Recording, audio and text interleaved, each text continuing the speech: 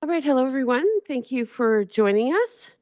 As you're well aware, we have a committee of adjustment meeting this evening, and then of course we'll proceed to our council meeting. We're cognizant that bad weather is on the way, but we're hopeful that we can we're cognizant of the bad weather, and we hope that we can get through much of the agenda before it arrives here in Kemptville. So I'll look for a council colleague to read the land acknowledgement, please. Thank you, Councillor Sullivan. Welcome back from your travels. Thank you, Madam Mayor. The municipality of North Grenville acknowledges that the municipality operates on the territory of the Anishinaabe. We recognize all First Nations, Métis, and Inuit peoples who now call North Grenville their home. We respect and support the need for cultivating a strong relationship, and we commit to Indigenous-informed decision-making to foster the path toward reconciliation.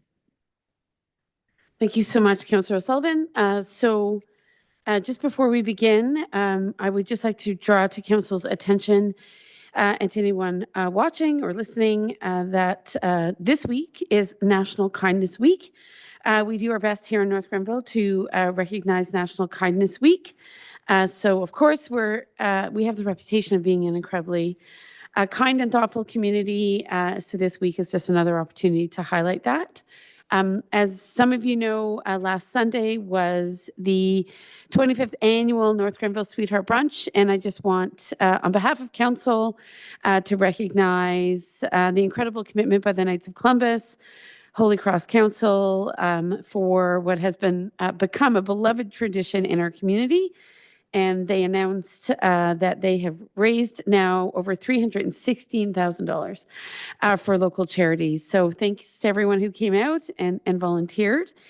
And just a quick couple of reminders, we have the Civic Award nominations, and they are open until February 26th. So if you have someone in mind, please feel free to submit a nomination. Council is always very interested in the wide variety of nominations we receive, and we're extremely keen to recognize the wonderful contributions made by so many community leaders. And of course, with Family Day on Monday, February 17th, just a quick reminder that there is a free skate in the afternoon following the Kemptville 73's game. And the game starts at 2 p.m. and that's on Family Day. And we know we have so many families in this community, and lots of times people don't want to leave the community. They want to stay close to home. So here's an activity that you can do together. And of course, as I know Mr. Barable will want us to highlight, there is no on-street parking this evening. We obviously, as we all know, have a winter storm event, so please do not park on the street tonight. I know our public works crews are getting ready to get out there bright and early and do their best to keep our roads clear and safe. So with that, colleagues, I'll move to any disclosures of interest, and this is in regards to items on the Committee of Adjustment agenda, so not Council, Committee of Adjustment. Any disclosures? Not seeing any. I'll move on. So could I look for a mover and a seconder for the approval of the agenda? Oh, no, approval of minutes or approval of agenda? Gotcha. We're going to do the minutes first. So can I get a mover and a seconder for the approval of the minutes from November 13th, 2024? Thank you, Deputy Mayor and Councillor Strachan. Any comments or questions in regards to those minutes? Not seeing any. I'll call the vote. All in favor? Great. So now we'll move on to our public hearings. Our first one is in regards to application A1624 on the lands located at 460 Denison Road, Part Lot 20, Concession 4, Geographic Township of Oxford on Rideau. Now the municipality of North Grenville to increase the permitted height of an accessory structure. This hearing, of course, is your opportunity to provide any feedback that you may have. We encourage you to do so at this public hearing, as the Planning Act rules suggest that the public's ability to voice objections later in the process may be limited. An appeal may be filed to the Ontario Land Tribunal by the applicant, a specified person, or a public body. Ms. Wood joins us again this evening as Secretary Treasurer, so please do follow up with her if you have any concerns. I only see one member of our community in the audience this evening, so I'll just look. Are you here specifically for the Denison application or another one? Excellent. Okay, fantastic. A supportive member of the public here for the first public hearing. So with that, I will turn it over to Mr. Mosher in regards to this report. Thank you very much. Thank you, Madam Mayor. So the request before the Committee of Adjustment tonight is to increase the height of an accessory structure. If you could please scroll down. This is the subject property. It's located on Denison Road in a rural portion of the municipality. It's got the Kemptville Creek, or the South Branch as some call it, to the north, and several other residential homes that have been taken off this property historically over time, just to the east. To the west is farm fields, and to the south is forested areas. If we can go to the next slide. So this application arises when a building permit was submitted and the height exceeded that which is permitted within the accessory structure provisions of the zoning bylaw. So that's specifically section 6.17.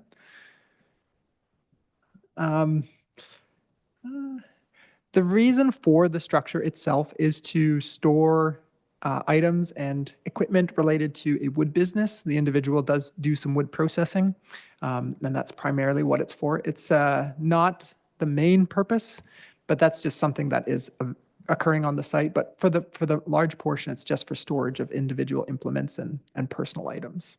Next slide, please. So the designation, it's got three. It's agriculture, floodplain hazard, and mineral aggregate. So this property being somewhat designated agriculture, the fact that it's a forestry business is supported by the agricultural official plan designations.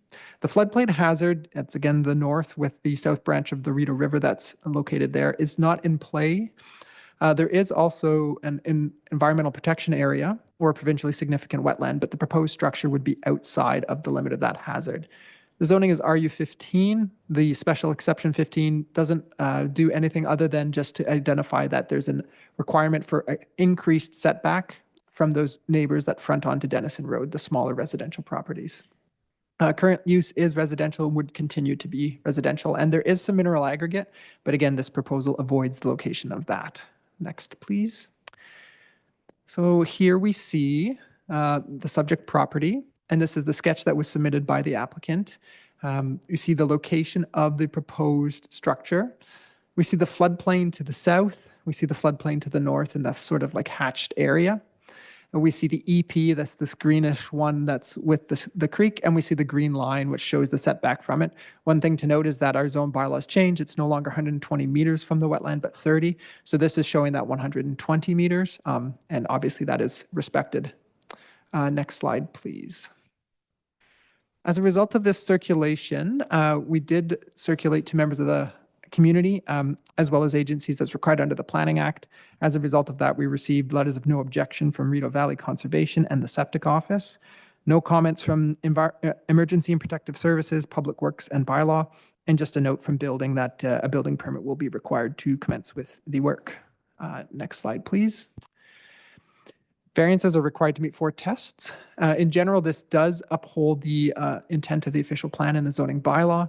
It's an accessory structure, continues the accessory use of a residential property, mostly for personal storage, but there may be some other equipment that's stored for a minor business.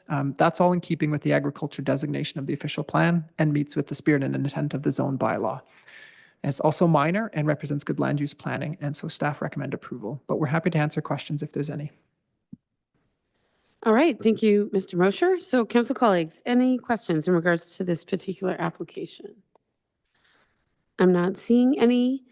So if there is nothing in regards to this particular presentation, I will close the meeting and we will look to the motion, and maybe Ms. Preston, you can help me with the particular motion that we will consider for this particular Committee of Adjustment meeting.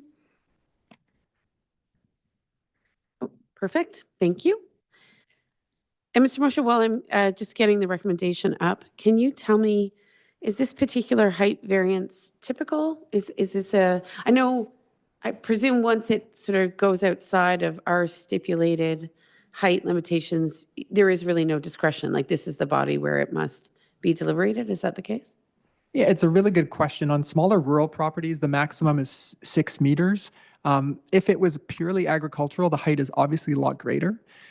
So in rural properties with a little bit more land, we do see requests for increases in height.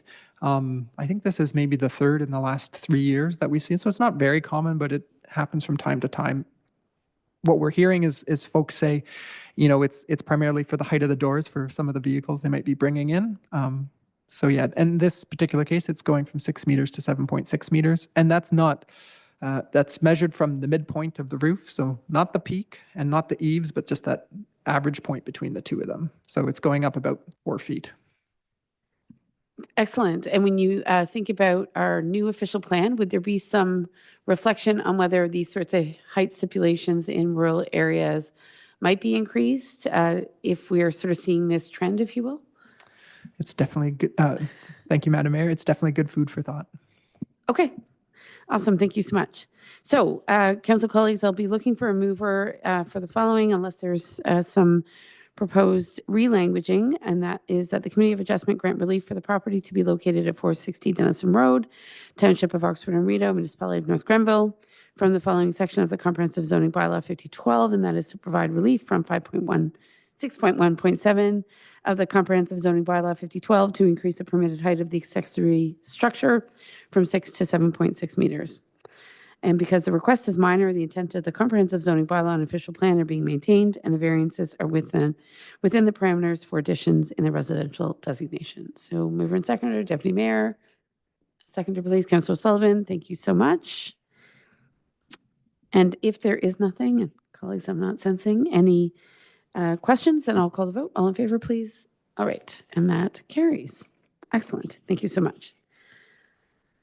So next, we're going to move on to our second public hearing, for which I think our member of the public is present, and that is that the Committee of Adjustment, excuse me, will now hold a public hearing to consider application number A0125 on the lands located at 1001 County Road 20, Part Lot 9, Concession 8, Geographic Township of Oxford and Rideau, now the Municipality of North Grenville, to reduce the setback from the edge of the regulatory floodplain for a proposed septic system.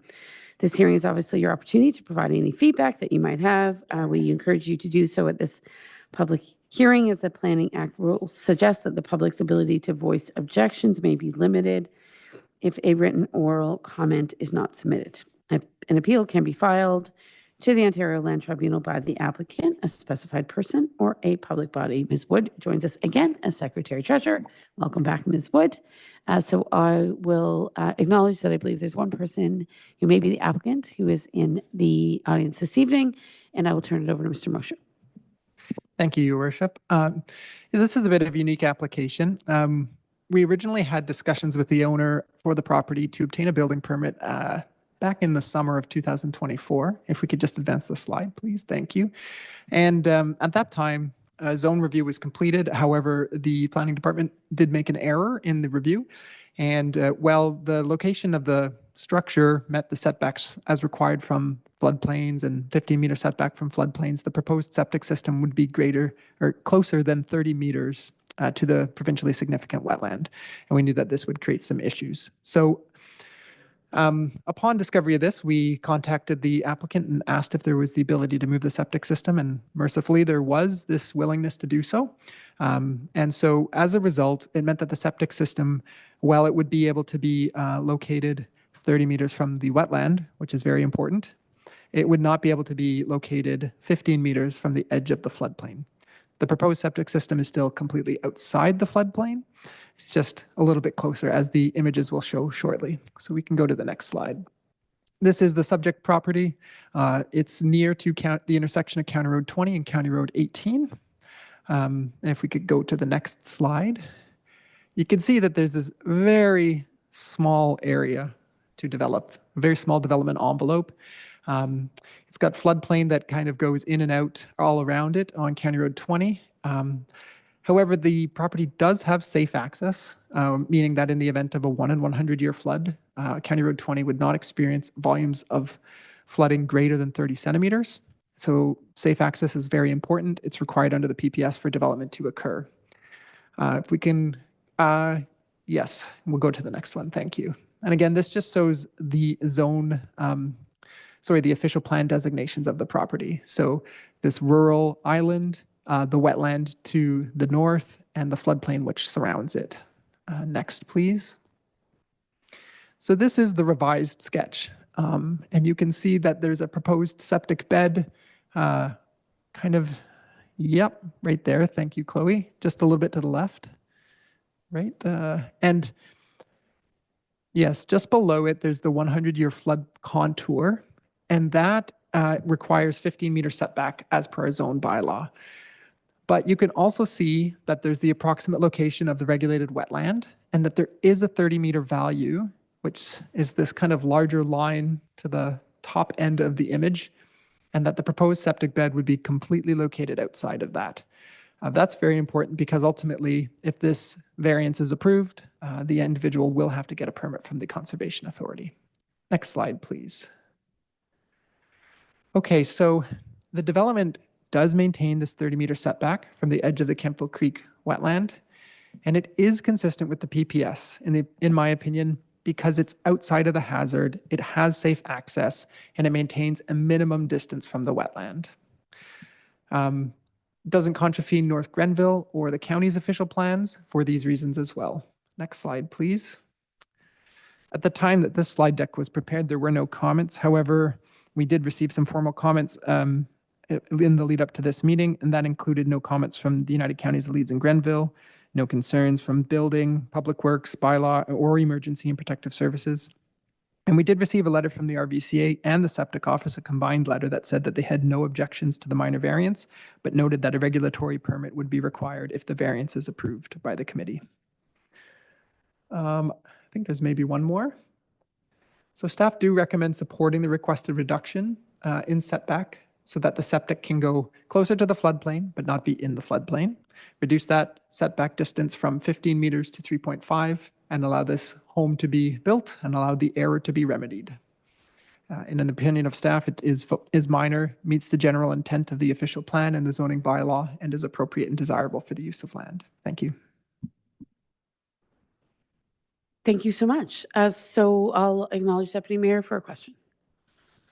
Thank you, Madam Mayor. Through you to Deputy Director Mosher.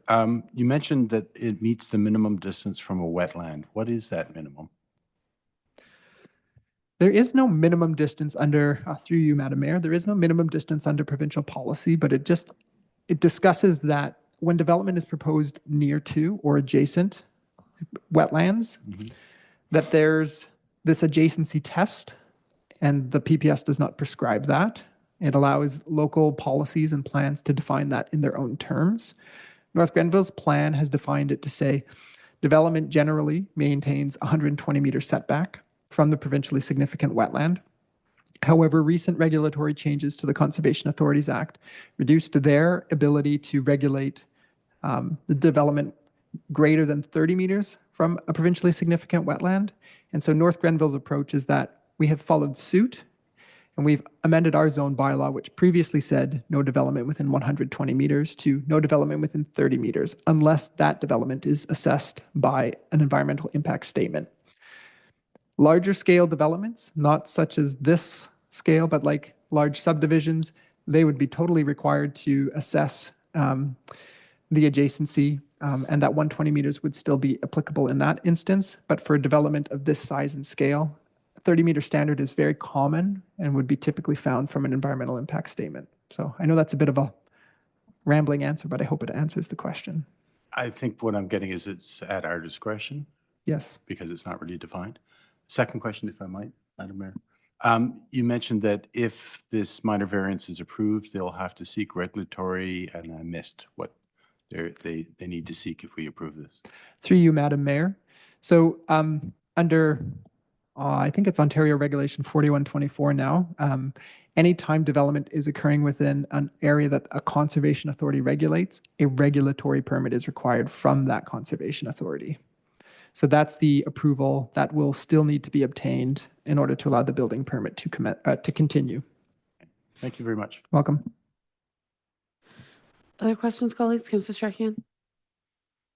Thank you, through you, Madam Mayor, and Deputy Director Mosier's point, but for Deputy Mayor's consideration, I think it has become more important for municipalities to ensure that adequate separation from provincially significant wetlands and so on is enforced, simply because we can no longer rely on the Conservation Authority to apply those rules on our behalf. That voice has been cut off through the changes from the provincial government.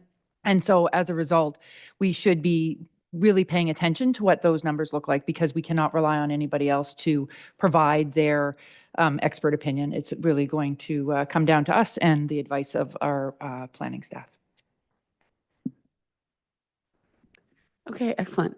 And just my question to you, Mr. Mosher, is, was it a review of the zoning on the lands that triggered the Committee of Adjustment application, or was it Mr. Galenzi's appetite to expand the septic? I was trying to, what were the sequence of events?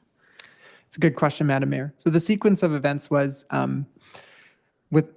when our staff had reviewed for zoning conformity and given the okay, it goes over to our building department, and our building department had issued their permit based on the advice we had supplied to them. But the Conservation Authority staff, they had issued a regulatory permit, and when they came to site and saw construction occurring, that was different from the regulatory permit they had issued. And the RVCA regulations, while they have been limited, they do maintain that development must be outside 30 meters from a wetland, especially where there's the ability to do so. Based on the intervention by the RVCA, staff became aware of the error, and then we sought to make the remedy. And the error being the proximity between the septic and the floodplain? The error being that North Grenville staff had not appropriately reviewed the original location of the septic system against our criteria for a minimum of 30 meters from the wetland itself. Understood. Okay, excellent. Thank you. And just to clarify, is it a new septic or is it an existing septic? It is a new septic. Okay, so it was the application for the new septic that created sort of different understandings of where it was going or what the permitted location was. Okay, excellent. But this resolves Mr. Galenzi's capacity to establish the new septic. Yes, if the committee decides in favor of this Yes. application, it does. Indeed. Okay. And the new septic isn't a consequence of this particular zoning situation? Consequence is an interesting word. I mean, it's certainly as a result of the fact that the previous septic location was in an unsupportable location. And I've never spoken to Mr. Galenzi about this, so I'm fresh to this file. So by virtue of where the existing septic was, the information garnered by all bodies compelled Mr. Galenzi to build a new septic. He can correct me on this, but I don't believe the septic had been constructed. Maybe it had, Oh, I but see. because it's a new build with a new system, I believe that construction on the home had started, but not yet the septic system. Understood. But he can correct me on that. Mr. Galenzi, is that correct? Okay. Gotcha.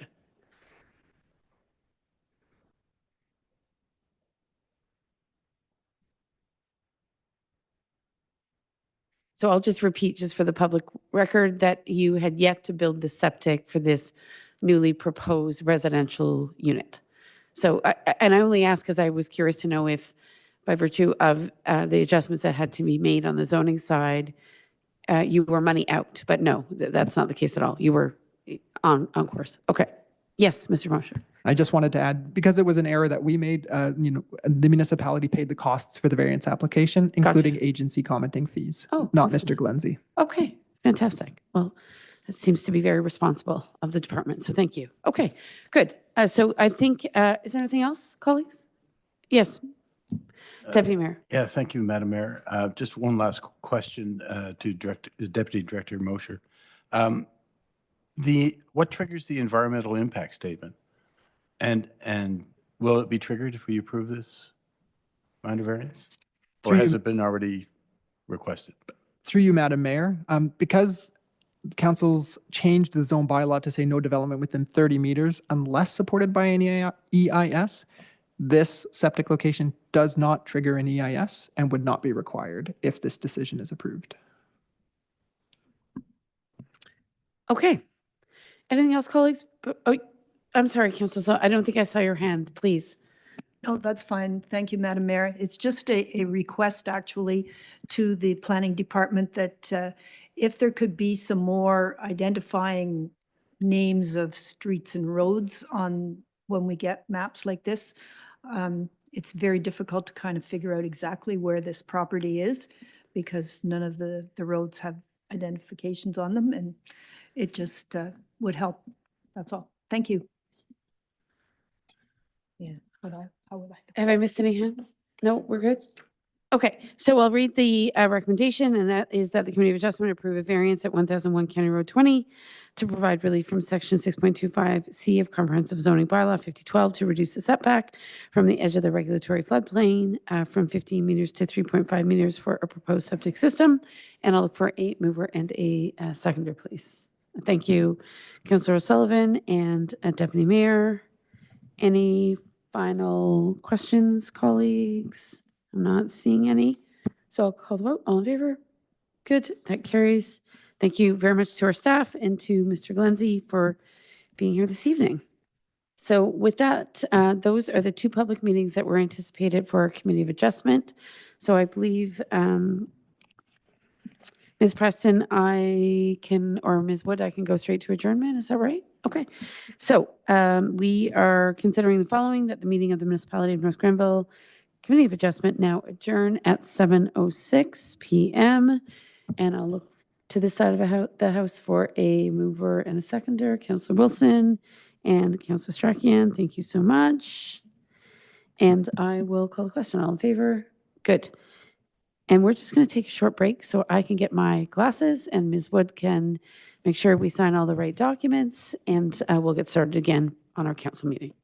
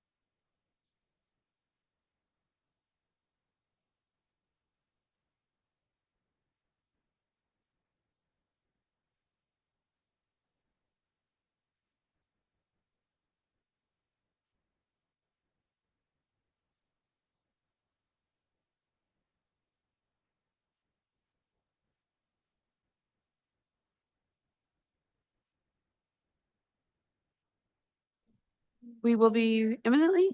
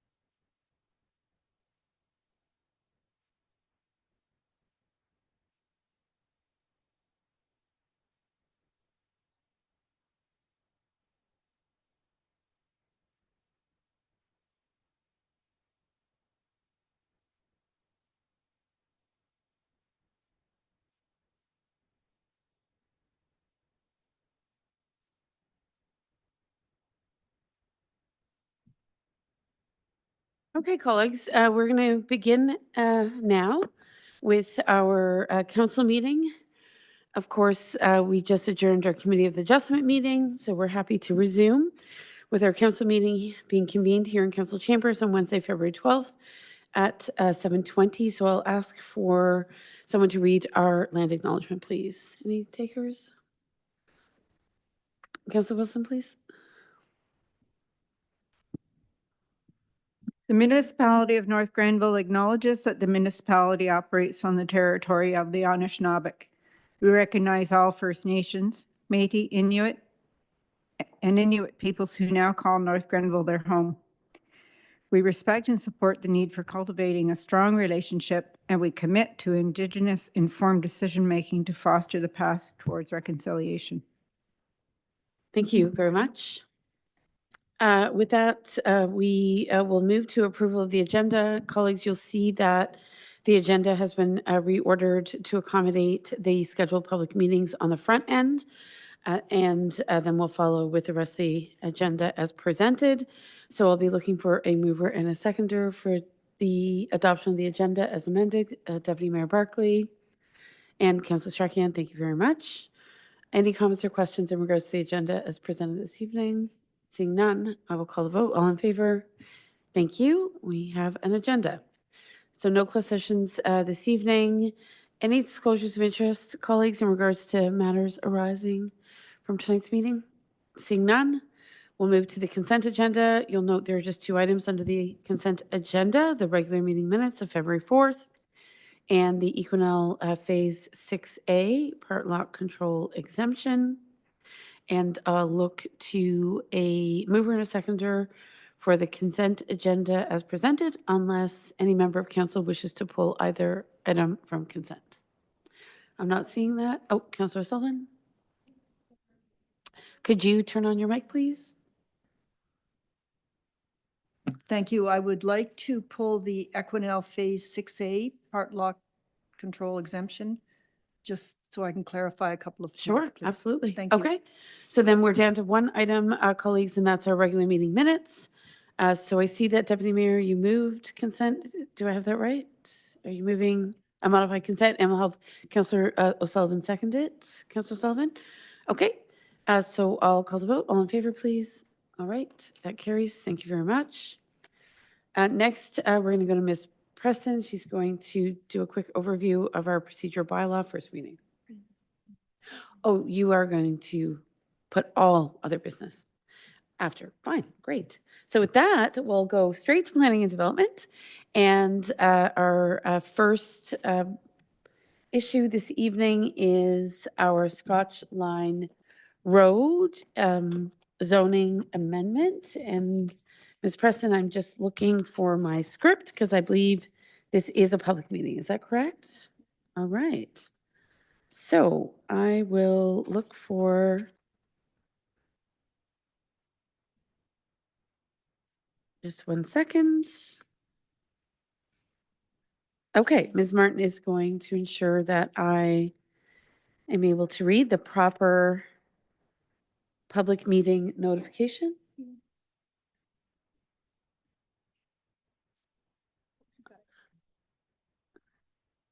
Okay.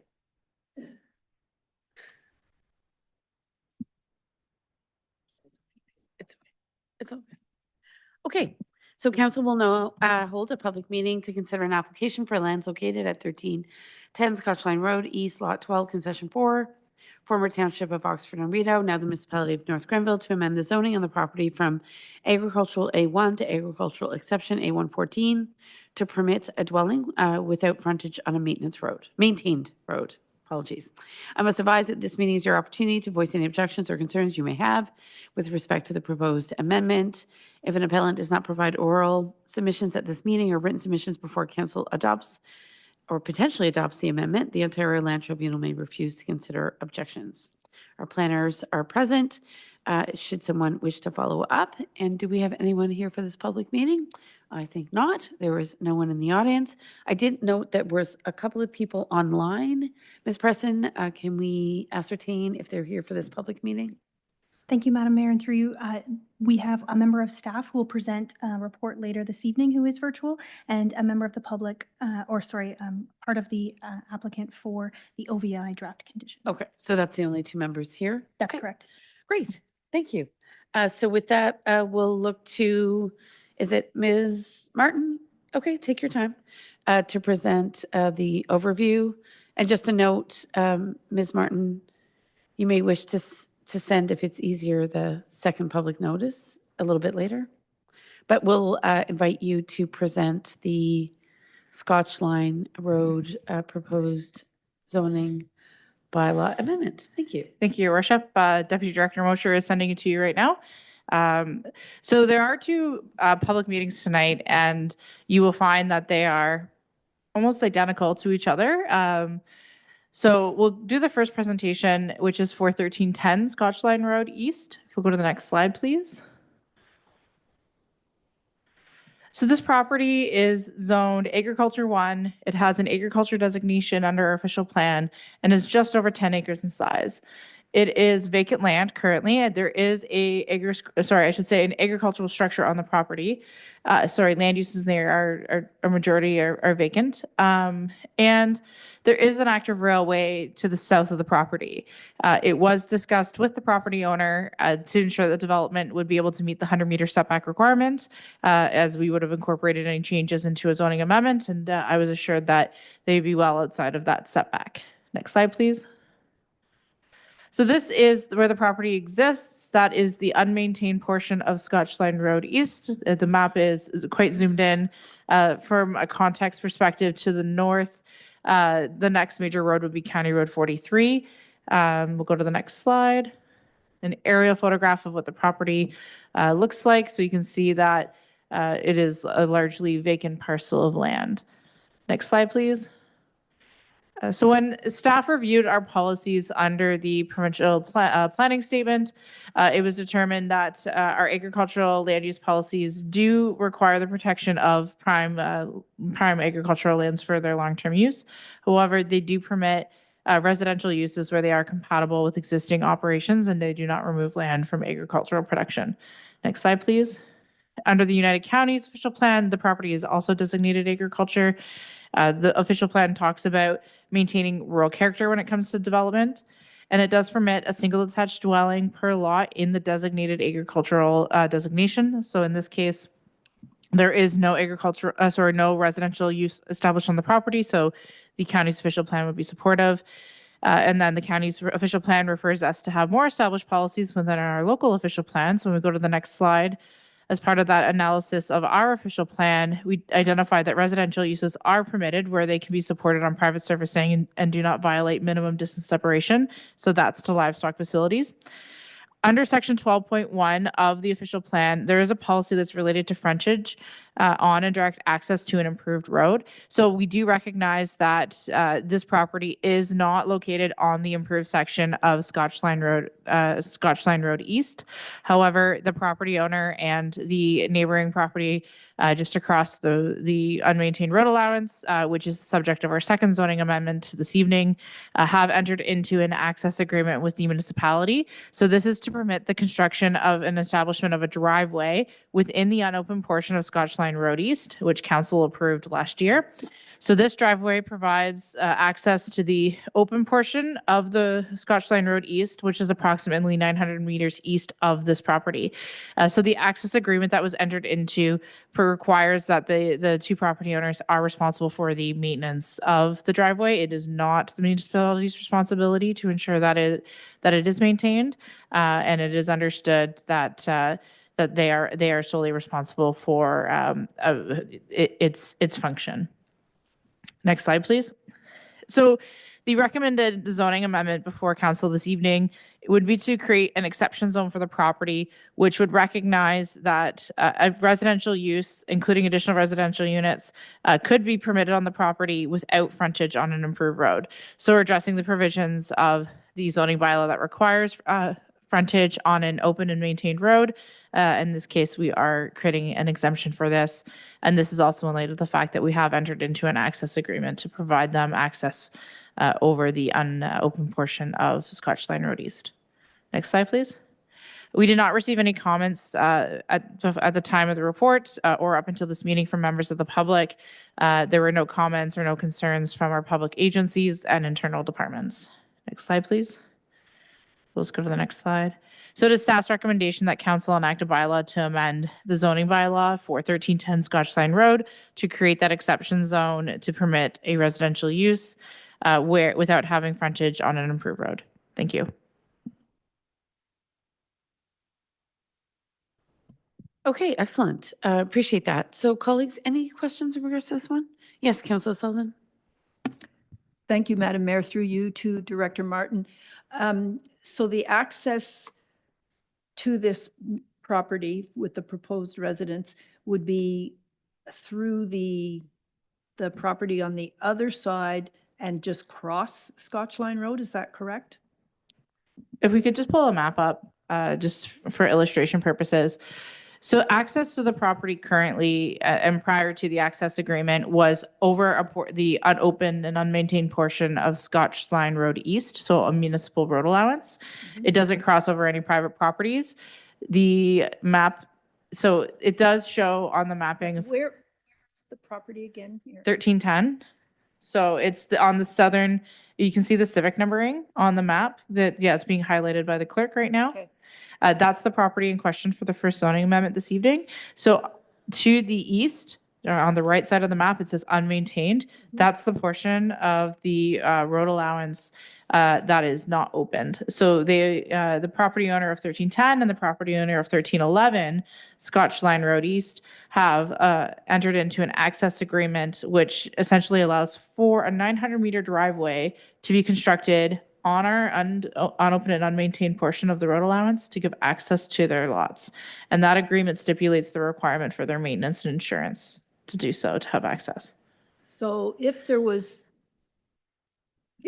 a hope for a connection for active transportation, like a trail going from North Grenville all the way to Merrickville-Wolford through the Scotch Line Road allowance, would that be impacted by this?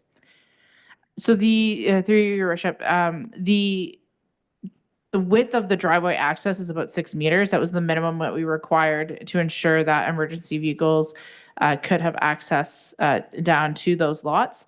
It is I believe, a 66-foot wide road allowance, which is typically the standard width for road allowances.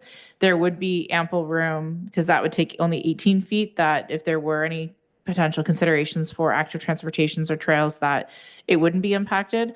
In the future, should any of those considerations be brought forward, we'd work with the landowners who we've entered into the access agreement for, to understand what impacts that there could be.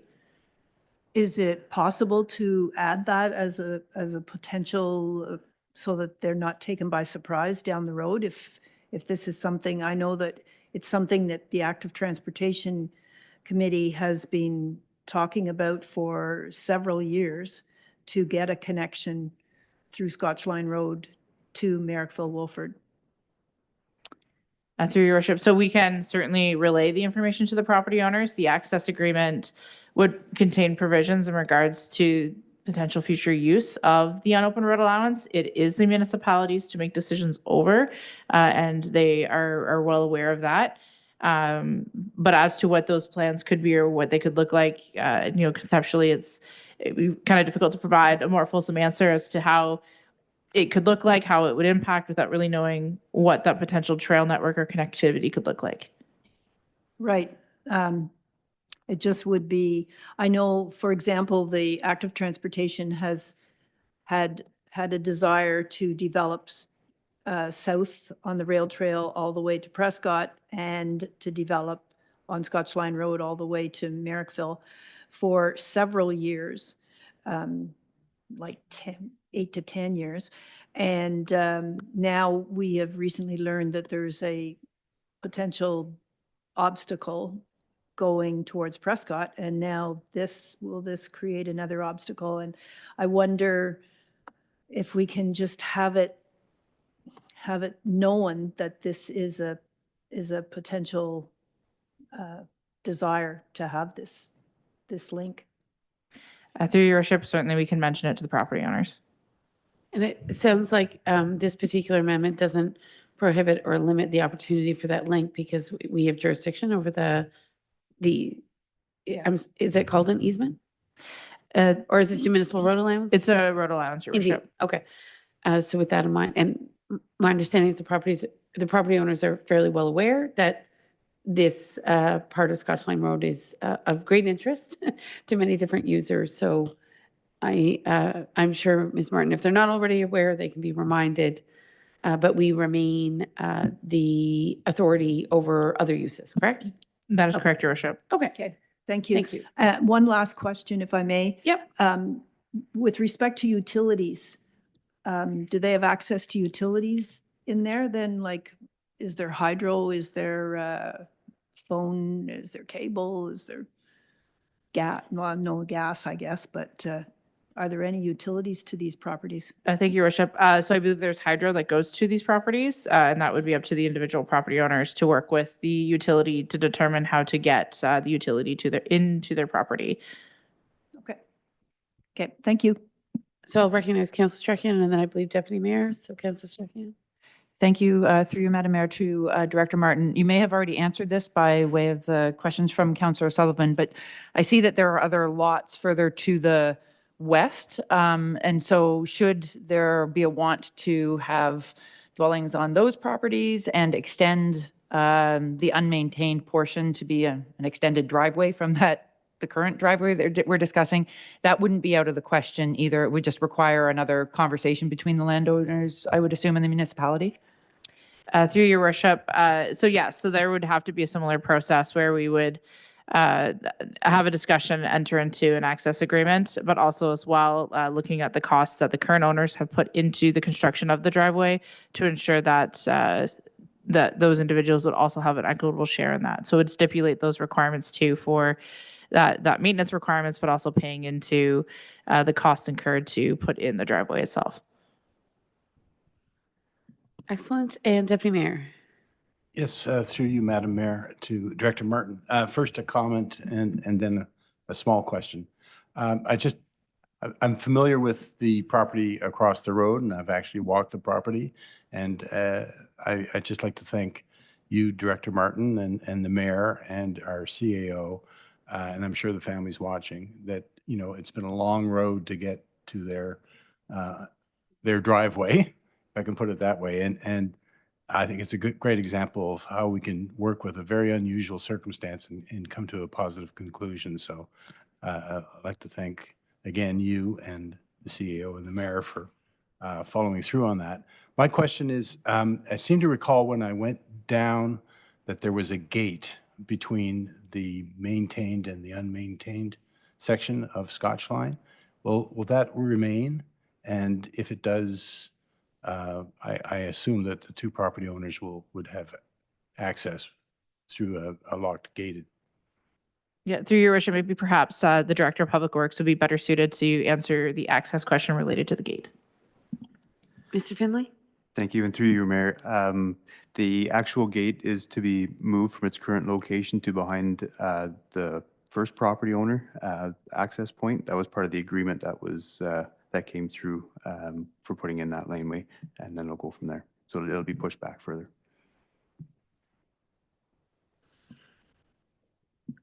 Okay, thank you. And I do echo Deputy Mayor's comments in regards to working with these rural property owners. It definitely has been an interesting road, and I know the property owners are eager to move ahead. So that's wonderful, not to presume the outcome of a forthcoming vote. So with that, I think the recommendation is in regards to 13 Scotch Line Road East, and then Ms. Martin, we're going to do it all over again for 1311, correct? Okay. So the recommendation is that council approves and enacts bylaw 1225 to amend the zoning for 1310 Scotch Line Road East to permit a residential dwelling and associated accessory structures without having frontage on an open and maintained road. So with that, I'll look for a mover and a seconder, please. Deputy Mayor, thank you. Councillor Wilson.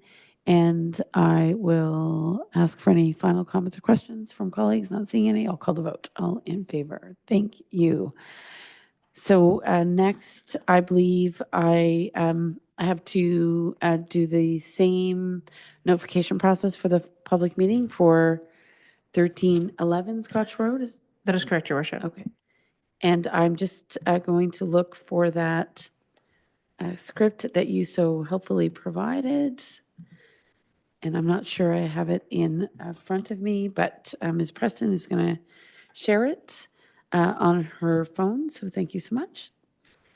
Excellent. So it is now that we are considering the zoning amendment for 1311 Scotch Line Road, not to be mistaken for 1310.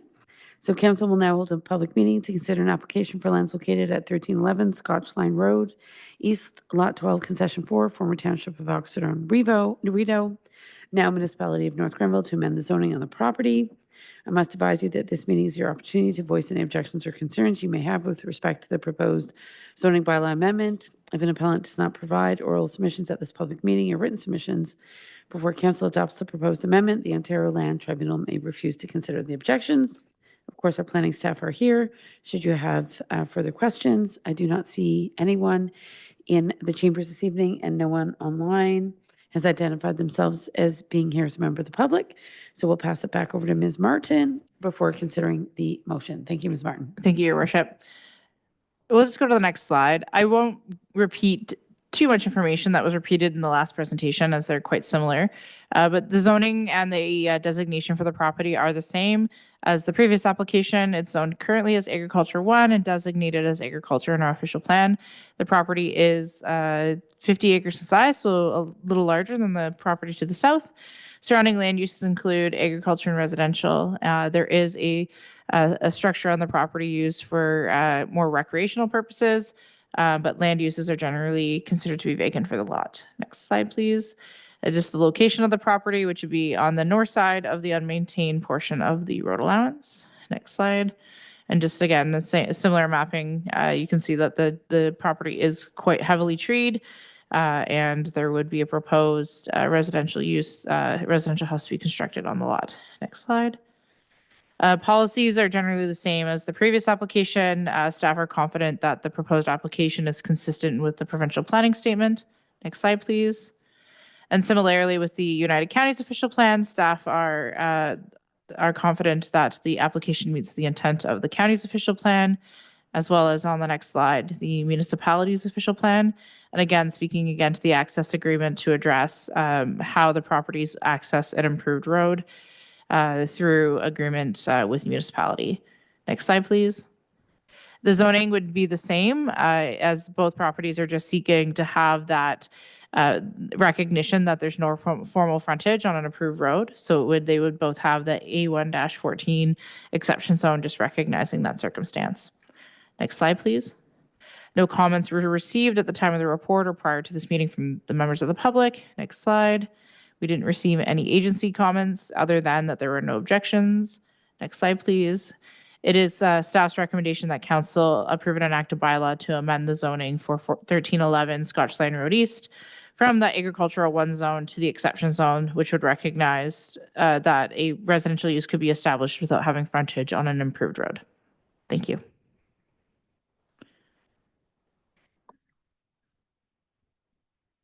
Oh, thank you so much, Ms. Martin. I think your mic is failing you. You may have to do a trade because you were breaking up there at the end. Thank you. I'll look to council colleagues for any questions in regards to this one. I'll recognize Deputy Mayor. Go ahead. Councilor Sullivan, was that a hand as well? Okay. Okay. Deputy Mayor. Thank you, Madam Mayor. This might be a question for Director Finley, but if we have what's the definition of an improved road? Do we have engineering standards for something like that? Could you give me a little bit more detail what an improved road is, if we have a definition? Thank you for the question through you, Madam Mayor. In terms of an approved road for this laneway, we're looking at what meets emergency service requirements. So it's minimum access for fire emergency vehicles. That was the standard we used for the original agreement. Okay, without getting into specifics, but it's not, it's narrower than the maintained section of the road? That, through you, Madam Mayor, that is correct.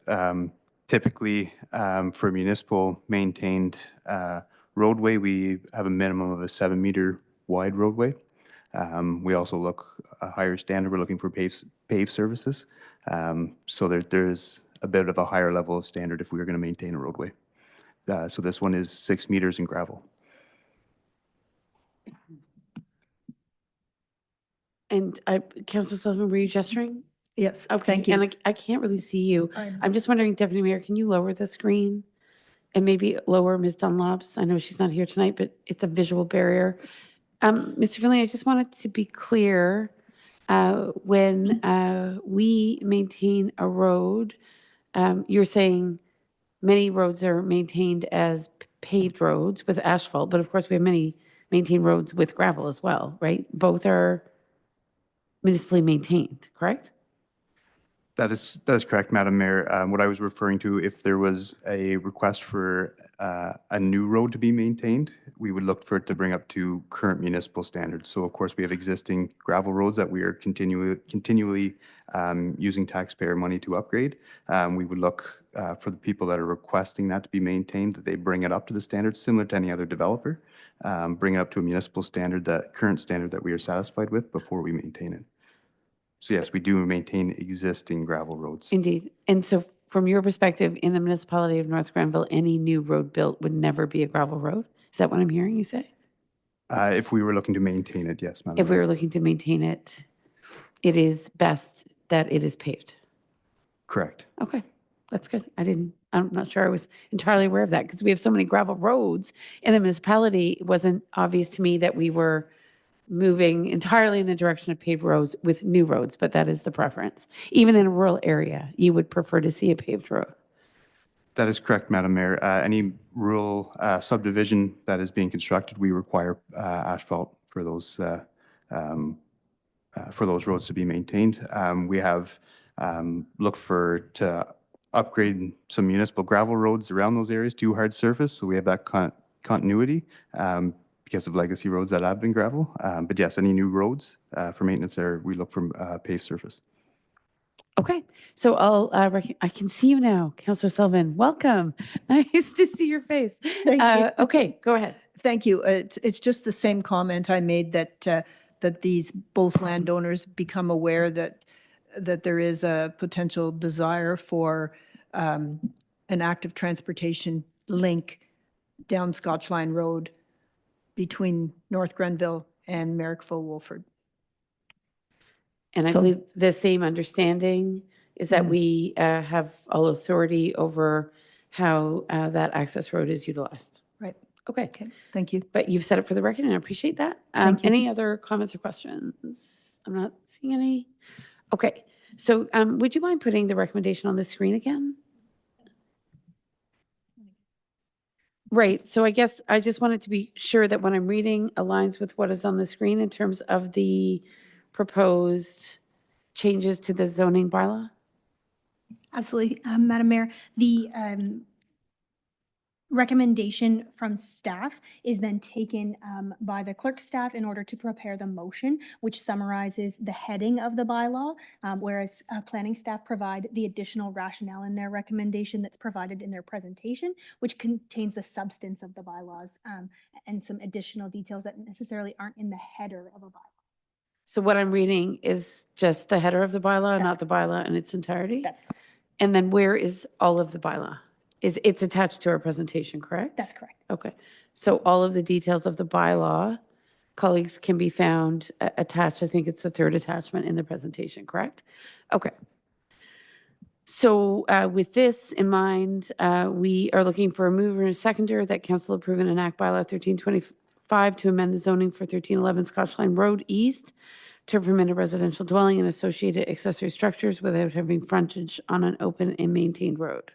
So Ms. Preston, even though I'm just reading the bylaw header, what's in question is the entire substance of the bylaw that is attached, correct? That's correct. The bylaw and its associated number. Right. So with that in mind, if a council colleague had concerns about any of the other language in the bylaw, which I'm not hearing they do in this instance, but if they did, they must pay particular attention to the language in the full bylaw that's provided in the attachment. That's correct. And we can include amendments to the bylaw in the motion if that were the so desire of a council colleague that was moved and seconded for that amendment. And we can facilitate amendments to the body of any bylaw that's presented to council for consideration via the motion. Or it can be deferred and brought back if the requested amendments are of substance. Is that helpful, Madam Mayor? Yes, thank you. Yes, because obviously the substance of the bylaw refers to agricultural 1, to special agricultural 1, exception 14. There's a lot of detail in the actual bylaw. So by approving that bylaw header, we're in essence approving all of the language that I'm not reading in the attached bylaw. That's correct, Right. Madam Mayor. Okay. I just wanted to make that clear so that my colleagues are aware of all of what is being considered. So I'll look for a mover and a seconder then for the zoning bylaw amendments that are on the table. Deputy Mayor, thank you. Do I have a seconder? Thank you, Councilor Strachian. And I will acknowledge any last comments or questions. Not seeing any. I will call the vote. All in favor, please. Good. Thank you. That carries. And once again, thank you to our staff for their good work. And I believe with the conclusion of our Scotch Line Road zoning reports, we will move on to draft conditions for Oxford Village Phase 2. Ms. Preston? We had moved only the public meetings up, Madam Mayor. So next would be the procedural bylaw, but if council wish to amend and continue on with planning, we can absolutely do so. Right, because there's no public meeting attached to the Oxford Village subdivision. There's the consideration of the draft conditions. That's correct, Madam Mayor. Okay. So with that, colleagues, are you good to go back to the procedural bylaw and follow the agenda as adopted? All right. So then we'll go to our procedural bylaw. Thank you, Madam Mayor, and to council.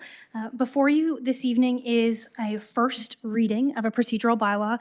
As council and the mayor alluded very recently, we in North Grenville, under our current procedure bylaw and under the proposed procedural bylaw, read bylaws first, second, and third short. This is a provision that is permitted under the Municipal Act so long as we have it within our procedural bylaw.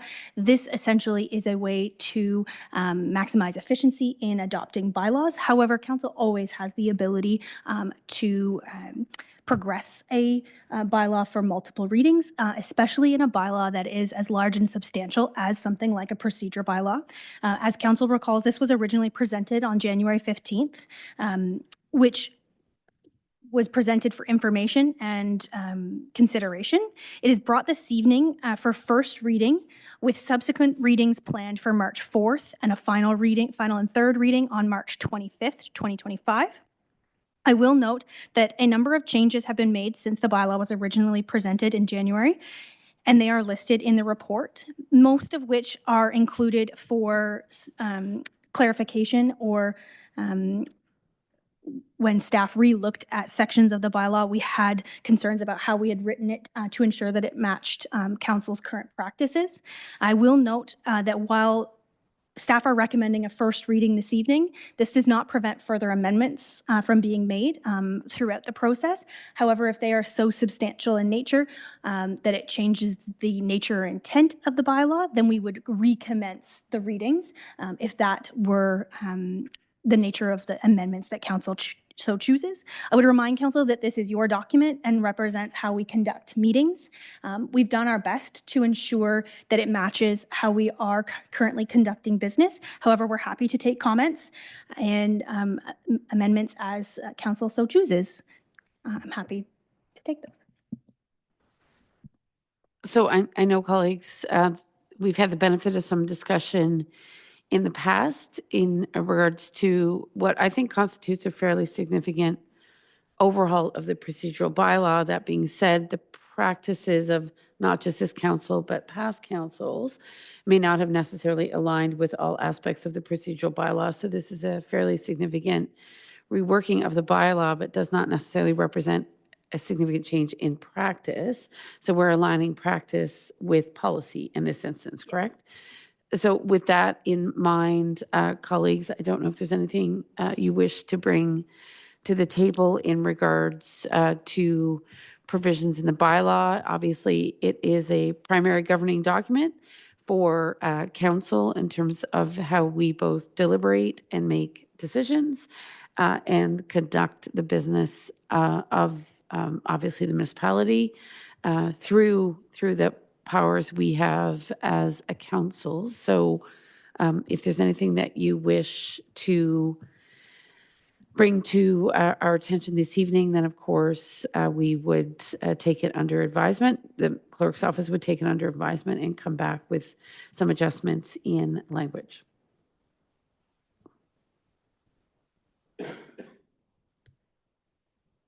I know, Ms. President, in terms of the number of readings, maybe it would be helpful to just illuminate or remind us on a second reading, can an amendment be introduced? I know we typically don't have first, second, and third readings at different points in time. As you say, many bylaws are considered first, second, and third reading simultaneously. In this case, because of the very comprehensive nature of this bylaw, you're giving, I think, council the benefit of 3 distinct periods for each of those readings. So with that in mind, is there any point at which council can no longer raise a concern about the procedural bylaw in terms of this particular effort? Understand that we can always change the bylaw at any point down the road if something's not working. Through you, Madam Mayor, and to all of council, you have opportunities at every reading. It's our preference not to make amendments at the third and final reading. However, they are admissible. It just makes for a cleaner bylaw for the third and final reading if we're not making amendments. However, if that is how council so chooses, then we can accommodate those at the up until the third and final reading. Okay. Deputy Mayor? Thank you, Madam Mayor. Through you to our clerk, Ms. Preston. It's interesting in reading some of these changes compared to how we've been operating. Just for example, that the waiting time to arrive at quorum we're reducing it from 30 to 15, but I think we've always been operating with 15. But I do have a question, and that is concerning committees of council. What part of the procedural bylaw covers what happens to a significant resolution coming from a committee? Because there's been some difference of opinion about what route it takes to get to council. Absolutely. Through you, Madam Mayor, and to Deputy Mayor. To your original point, the first proposed bylaw had 30 minutes, which represents new practices across the province. However, no local other municipality was entertaining the 30-minute quorum mark, so we amended it back to the 15 minutes as per our neighbors. So just for that clarification, the 30 was a proposed amendment to our current practice. And the new proposed first reading has 15 minutes, which is in our current practice. In regards to committees of council, while the procedure bylaw itself is subject to committees of council, the clerk's office is looking to revamp a policy and bylaw specific to the committees of council so that we can entrench those policies and practices in a document that's very clear for members of staff and for council to refer to, as well as the members, because we have a current handbook that speaks to how they will rise to council essentially via staff with a review of whether or not an accompanying staff report is required based on the substance of a specific significant resolution for council's context. However, we are looking to entrench that policy via bylaw that council will see in the coming future, if that answers your question. It just generates another question. Why wouldn't it be part of this procedural bylaw? We could look at having an appendices that has to do with all of the committees of council and their procedures. It would just make for a very lengthy document that might not be as user-friendly to our volunteer members of committees as the procedure bylaw is to those of us and members of council who would use it day in and day out. We meet more frequently than committee members may, and council members have the benefit of a lot more training for their understanding of procedural practices of a municipality. And so we're looking at creating a policy that speaks to more layman terms for the committees to be able to understand. However, if it's council's desire, we can always entrench it in the procedural bylaw as well as via appendices. So, so what I'm hearing is that in the future, there'll be a bylaw that talks about procedures of committees of council. That is correct. Yeah. Through you, Madam Mayor, to Deputy Mayor, we're looking to revise that and bring it back to council in the near future. Okay, thank you. Yes, Councillor Wilson. Thank you. Through you, Mayor Peckford, to the clerk, Chloe. This is the draft. Yes, it's a draft. Yeah. It's our draft. Mhm. Is there any way of indicating what has changed from the old one to this one? It may be a complicated question. I'm sorry, but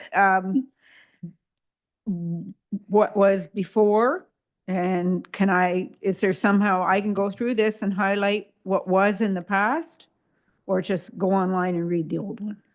Through you, Madam Mayor, I don't know if there's a simple answer to what has changed specifically. We had gone a very long period of time without updating the procedural bylaw, and therefore, while it would be normal practice for amendments to be brought forward, which would normally keep in the general nature and style of the original bylaw that we sought to amend, the age of the procedural bylaw spoke to a different approach that we took in an entire rewrite from beginning to end. So it's even written in a different style mechanism that the previous procedural bylaw. I'm happy to circulate the current procedure bylaw. It is posted online currently as our practice. I just don't know if there would be a simple way for me to say exactly what's changed because, for example, our current procedure bylaw didn't provide the types of motions that exist under parliamentary procedure and Robert's rules, that while our current procedure bylaw spoke to the generality of utilizing Robert's rules, it didn't go into the options that were specifically available to council in our regular assembly meetings, as we are now. And so we really wanted to have a robust document council could refer to in any You're situation. losing your mic. So I think I'm just worried about, for the public record, the fact that I think your audio is not that coherent. So try again. Is that better? I think so. Okay. So what I'm hearing you say is, like, obviously, typically, I think what Councillor Wilson is suggesting is a track changes document would very clearly highlight the old language and the proposed new language. And at this time, because the changes are so significant to so many parts of the document, that it's hard to track all of the changes. Councillor Wilson, I didn't mean to cut you off. If there's something else you have in terms of follow-up. No, thank you for the explanation. I was just looking for an easy way to understand this, so without having to do a whole bunch of work. I would recognize that it is difficult to discern the degree or extent of changes. So appreciating what you're saying, and Ms. Preston, I'm to understand that the last significant update to our procedural bylaw was in what year again? The last significant update to the procedural bylaw was during the COVID-19 pandemic, which was a time parametered amendment to allow for virtual meetings, as was originally endorsed by the province and then entrenched in the Municipal Act as an option subsequently following the length of the pandemic as it proceeded. Indeed. I think Mike is still failing you, but in the meantime, I'll recognize Councillor Stracan. Thank you. Thank you, through you, Madam Mayor. Thank you very much, Chloe. It's obviously, there's a lot to go through here to double check. I do have two questions that come to mind that sort of jumped out. One was regarding the extension of meetings beyond 3.5 hours, which hopefully isn't going to happen this evening. My understanding was that it was by unanimous decision. Is that not the case, and it was always meant to be by majority, or is that a change in this current proposal? That is a change that represents the current edited versions of Robert's rules. Okay, understand. And the other question is regarding the vacancy of seats on council. 933 talks to appointing a non-elected candidate with the most votes after the candidate whose seat is declared vacant to fill the vacancy. It was my understanding that we had a 90-day limit included with that. Am I correct? I don't know. I'll look at my council colleagues, that it was 90 days after the election that would apply, and if not, then the by-election or appointment way of doing things would be the preferred way. And if I might, before we go to Ms. Preston, I also have a distinct memory of a prior council, if not this council, renewing a protocol for the process of appointments, so that the appointment process was stipulated for a period of time after the election if there was an unexpected resignation. So, and we lived through that, Ms. Preston, before you arrived. In fact, it's how Councillor Stracan joined us initially, as there had been a stipulated window for a automatic appointment, if you will. And I believe it was adopted by a council that preceded this council in 2018, but provided significant guidance as to a prescribed process for an appointment before we went to a by-election. And I don't see this language in there either. Absolutely. So through you, Madam Mayor, to council and to you, Councillor Stracan, the Municipal Elections Act stipulates all of those options. This is a high-level summary, but it does outline the timeframes that are available. There is no longer, if I've understood you correctly, the option for only to utilize the next candidate with the most amount of votes within 90 days. You can utilize that option surpassing the 90 days following an election. These are always the options that are available to council. They may not always be the best option. For example, I've seen neighboring municipalities who are within 8 to 6 months of the next election occurring where a vacancy presents itself, where holding a by-election within 6 months of a coming election would not be fiscally responsible to the municipality, and therefore they would entertain one of the other two options. So I'm not sure if I've understood the question, perhaps. So I guess through you, Madam Mayor, I think I was just questioning whether or not this is in alignment with what we had previously or previous council had already put into place, because it seems to, it's sort of there, but it's lacking that timeline and so on that was done intentionally to avoid exactly what you're speaking of, is that it's close enough to the election that you could say if that person was removed, then this would be the next person, so on and so forth, and not allowing it to be 3 years in or something like that. So does that mean what was previously voted on by a council is no longer relevant, or we need to revisit it? I'm just sort of looking for some clarification on that. Absolutely. We can take it back and review. I know that the Municipal Elections Act was changed immediately following the election in 2018, which had amendments to the process, and it was subsequently changed again very minorly following the 2022 election, as the province does from time to time following municipal elections. So I can absolutely bring that information back, but my understanding is that how we've written it matches what is currently in the Municipal Elections Act as options for council, but I'm very happy to bring that back. Okay, some clarification would be appreciated. Thank you. Absolutely. Yes, I would presume the province is prescribing certain aspects of how a vacancy would be filled, but I think what Councillor Strachan is referring to was that there was a decision made by a council previous to 2018 that actually provided clarity on not going to an election, or provided a stipulation about not going to an election within 90 or 120 days of a recent election. So not going to a by-election following a recent election, and allowing council to basically activate a automated appointment process. So that was, I think, an important part of how North Grenville's councils of the past and present understood the value of prescribing an appointments process within a certain number of months after an election.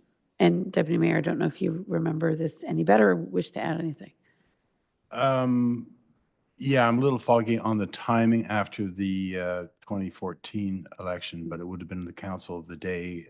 Councillor resigned, and rather than automatically appointing the, for lack of a better word, runner-up, or the councillor with the, or the candidate with the fifth most votes, they changed their procedure to allow council to appoint, council appointing, rather than an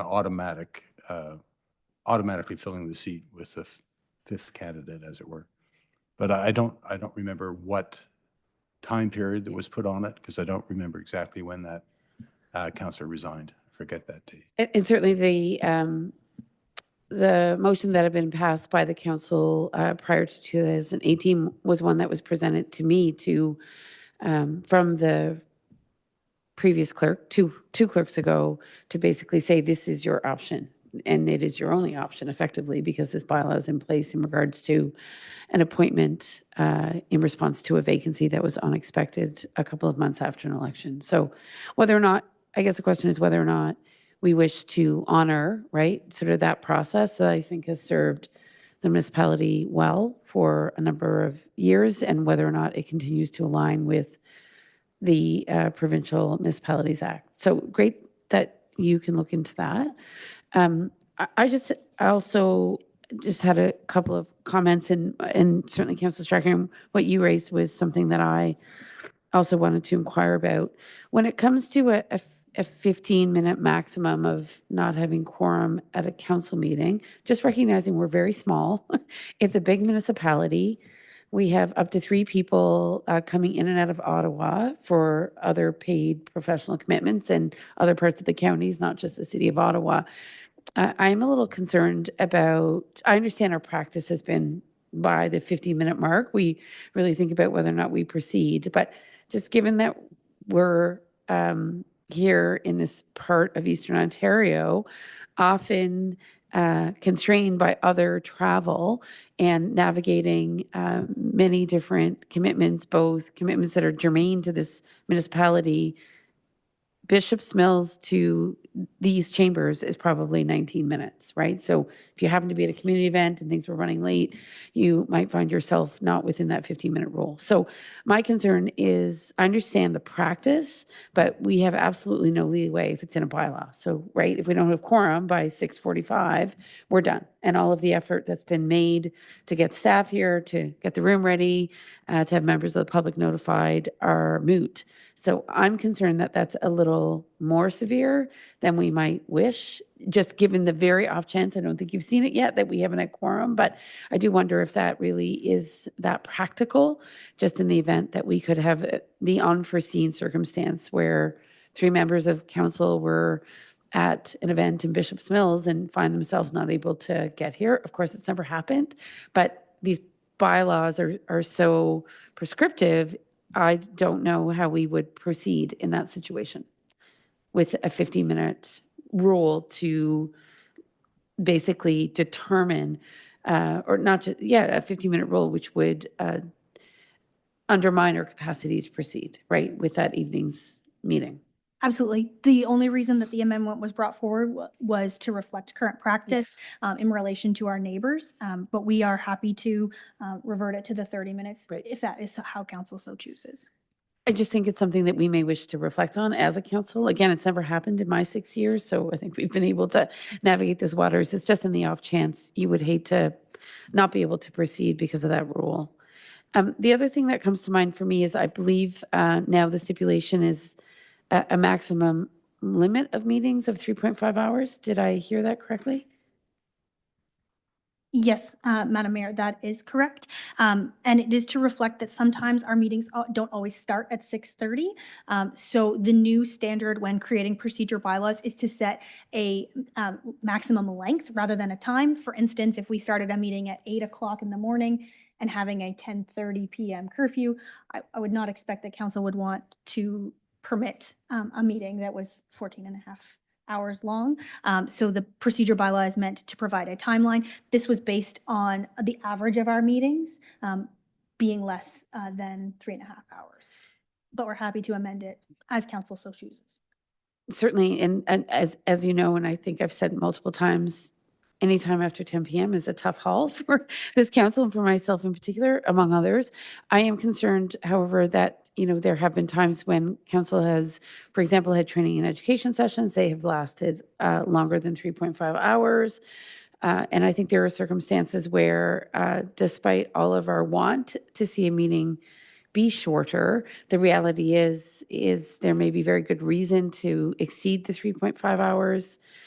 And, while we may often not start exactly at 6:30, as we well remember just a week ago, we did go right till the 10:29 p.m. mark, and that was more of a 4-hour meeting. So I'm just concerned about entrenching a 3.5-hour rule in terms of the length of any one council meeting, because I'm not sure that we would be able to uphold that.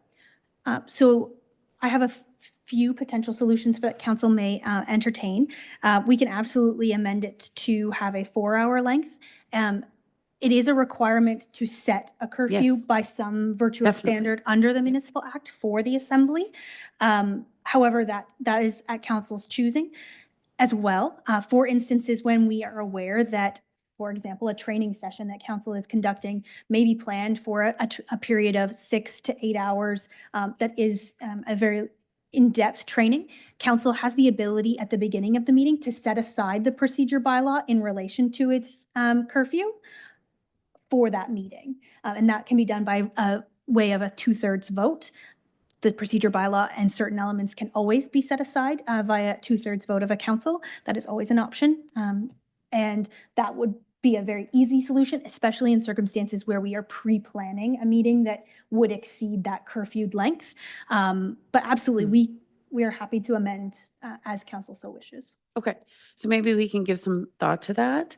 I think the value of a 10:30 p.m. curfew is it's not attached to the length of the meeting. It's attached to the hour of the meeting. I hear what you're saying in terms of the trend with other municipalities, but maybe we can just step back and see what makes the most sense, given how things have been going. Just another piece of feedback quickly, 10.8.1, there is a stipulation around persons wishing to address council to present information orally or on matters of fact, must give notice outlining concerns and a request to the clerk by 4 p.m., a minimum of 7 days preceding the council meeting. I just wanted to inquire about that because our agenda is not posted 7 days in advance. It's often 5 days or 6 days, the Thursday before the Tuesday. I'm concerned that this stipulation limits someone coming forward who might in fact wish to have an opportunity to present to council proactively, not in reaction to a report where you would confine comments to that section at the end of the agenda. So I'm just wondering if there's a way to be a little more flexible with that 7 days, because sometimes a member of the community may not know that we're discussing a certain issue. They wouldn't see the agenda till the Thursday. If they felt there was a compelling reason for them to come as a delegation, in relation to, or perhaps just because one item stimulates the want to present to council on a related item, then I don't think we would be in keeping with our bylaw with how this is currently written. Absolutely. And through you, Madam Mayor, to all of council, deputations are a bit unique in that they're not necessarily always a reaction Indeed. to Yeah. an item. This does not preclude a member from coming to speak to an item, as we still have questions and comments permitted. We do have it as a section within the meeting. And if at the will of the, through the chair and at the will of council, a member can speak to items throughout the agenda, if that is their so desire. But it is important that we have a procedure in place in order to record these deputations, because while the agenda is not posted, it is required for me to, or the clerk's office, to know when there is a deputation so that we can include it on the agenda.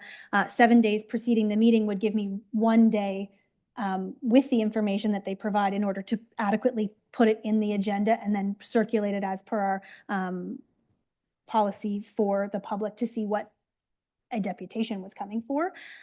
So I definitely hear the concern. I don't know if it necessarily precludes what you're referring to in terms of an individual or a resident's right to come and speak to an item.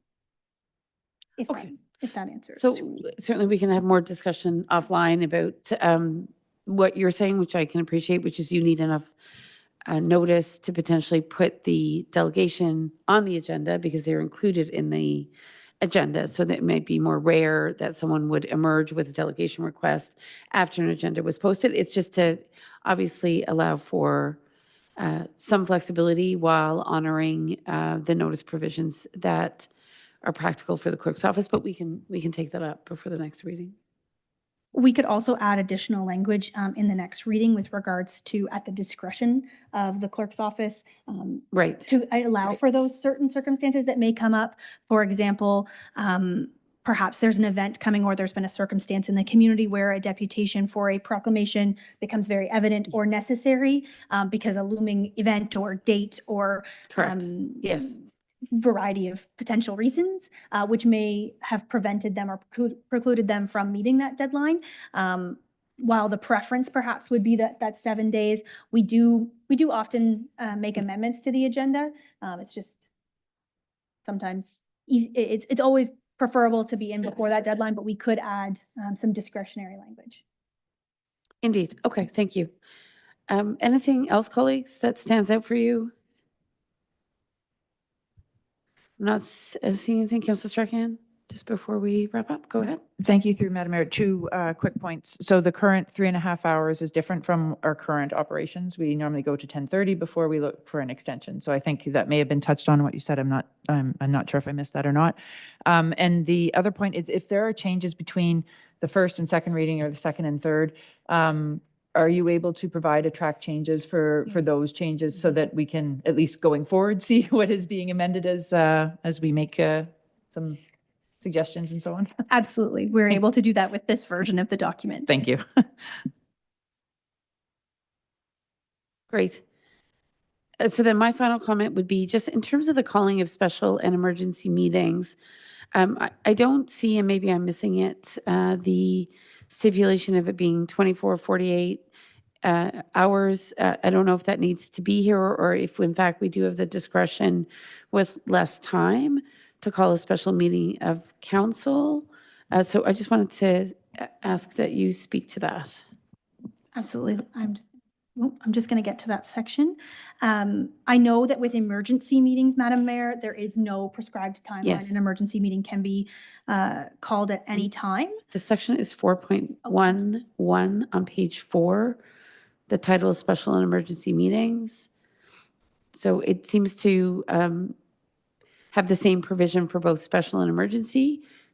And perhaps that is entirely in keeping with the Municipality Act and actually gives us more flexibility, which would be okay. But my understanding previously was there was a stipulated time or notice period rather for special meetings. I do believe that you are correct, Madam Mayor, and that our previous procedure bylaw was not keeping with the Municipal Act in those provisions, and that in accordance, we can call special meetings in accordance with our notice period, or if we should have a notice bylaw for that. We only have the procedure bylaw.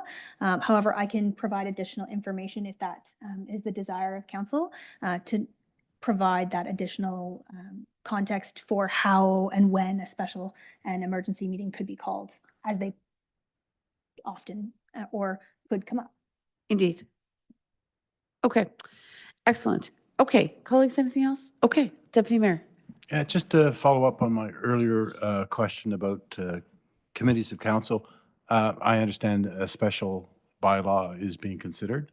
When might that come to council? We are, through you, Madam Mayor, we are hopeful for it to rise sometime in April with the finalization of the procedure bylaw. We also have the related, while separate and distinct code of conduct that is highly entrenched or connected to the procedure bylaw, after which it's our intention to rise that bylaw with respect to the committees. And until we have this special bylaw talking to committees of council, what is our procedure in terms currently until that time, if it changes, with significant resolutions that come from committees of council? Thank you for the question, and through you, Madam Mayor, the handbook that council approved in January of 2024 sets out that procedure, which states that it will rise to staff. Staff will review the significant resolution, usually via way of senior management, to determine if a staff report is required to provide additional context or details for council's consideration, and then it will rise at the next available council meeting following that. I would prefer if significant resolutions could rise to council first, and if council thinks they're not worthy, then it gets rejected, or if council thinks that it needs additional information from staff, that they direct staff to provide a report at a later date concerning the significant resolution. Is that possible? It could be possible if the handbook is brought back, as it is an adopted policy of council, which was in fact then adopted by a ratification bylaw. So therefore it is a bylaw of council. So we could bring that back for consideration. We can look at work plans to see when we can achieve that at our earliest opportunity. I can't provide a specific date that we would have the opportunity to do that. As council's aware, we're in budget season. So it may be March by the time we can achieve that. Thank you. Perhaps just a final comment from me. I know we have some other business, so I'm conscious of the time and staff eager to resume planning matters. But just quickly, in 5.8.3, we talk about the use of recording, broadcasting, or live streaming devices, and the fact that we're prohibiting the use of recording, broadcasting, or live streaming devices without notifying and obtaining permission from the presiding officer and clerk. And certainly, while I understand perhaps the inherent value of a bylaw like this, I also know that in an age where technology is pervasive and people often record everything or want to record themselves presenting to council as a delegation or what have you, it would seem unusual that just given the technology available these days that we would not allow someone to record the proceedings of council on their own electronic devices. Absolutely. Madam Mayor, this is included at the recommendation of the municipal solicitor with regards to copyright and the ownership of the proceedings of council being that of the corporation. However, if it's council's desire to remove that, then it can be done. But this is included with regards to the ownership of the recordings being municipal property. And they can always be obtained and sent to any individual requesting it. They are public entities, but it's the ownership of the broadcast as the municipal corporation's care and Yes, control. and maybe there's some nuance that we can provide in terms of people having the capacity to use their own devices for certain parts of the meeting or what have you. I understand, I think, where you're headed, and there's some practicalities to that that make sense to me, but it's certainly something that maybe we could contemplate before bringing it back. All right. Yes, Deputy Mayor. I appreciate that we're conscious of the time, but this will be my last question, I promise. Or not a question, it's... Don't promise that. Okay, Yes, all yes. right. In the previous term of this council, prior to the election in 2022, I approached the clerk at the time about using recordings of council, of which I was speaking and my likeness was displayed or whatever for purposes in my campaign. And I was told that in terms of intellectual property, I have rights to my own image and voice, whether or not it's copyrighted by the municipality. So I don't know if that changes anything in this procedural bylaw, but you should know that I've had a prior ruling to that extent from the clerk, and I guess maybe it was consulted with legal counsel. I don't know how it came back to me, but that's if it needs to be addressed in the procedural bylaw, I think it should be.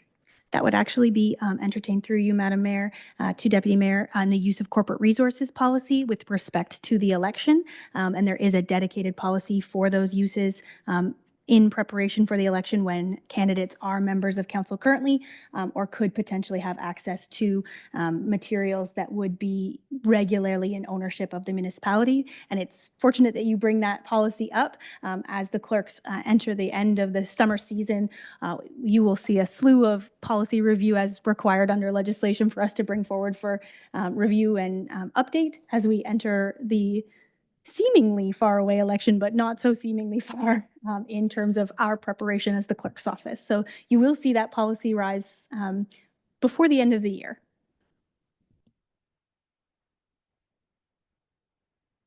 And maybe my last comment this evening is 9.1.8 in regards to vacancies.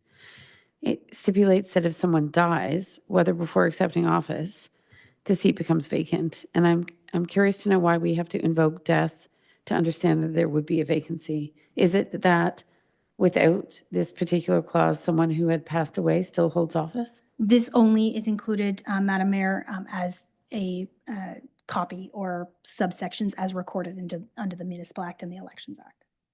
I don't know what you've meant in saying what you just said. You're saying this is mandatory language by the Ontario Municipalities Act? No, I'm saying that we have taken what is the subsections as recorded in the Elections Act and copied it into our. So it's not bylaw. our language? Correct. It's from the Municipalities Act? That's correct. And it needs to be stated that if someone passes away, that they no longer hold office? It would be good if we're going to include the other subsections of the Right. legislation, that we include all of the I see. subsections as stated within the Act. Okay. While I definitely understand your reservation. I'm not sure it's a reservation, just an observation. So with that, colleagues, I think that we will conclude the first reading. Thank you, Ms. Martin, for your patience, and Mr. Mosher. I would request just 3 minutes before we then move to the Oxford Village subdivision. Yes, how was the first reading formally conducted? That council conducted first reading. So I'll look for a mover and a seconder. Council Strachian, Deputy Mayor. This is for the motion that council conduct a first reading of procedure bylaw 1625. I will call the vote. All in favor? Good. Thank you very much. Just need 3 minutes.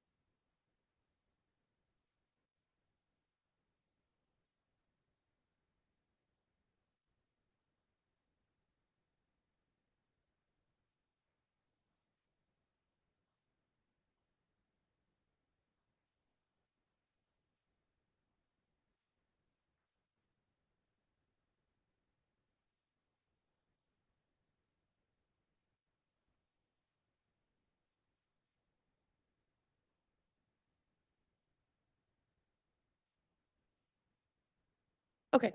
Okay, colleagues.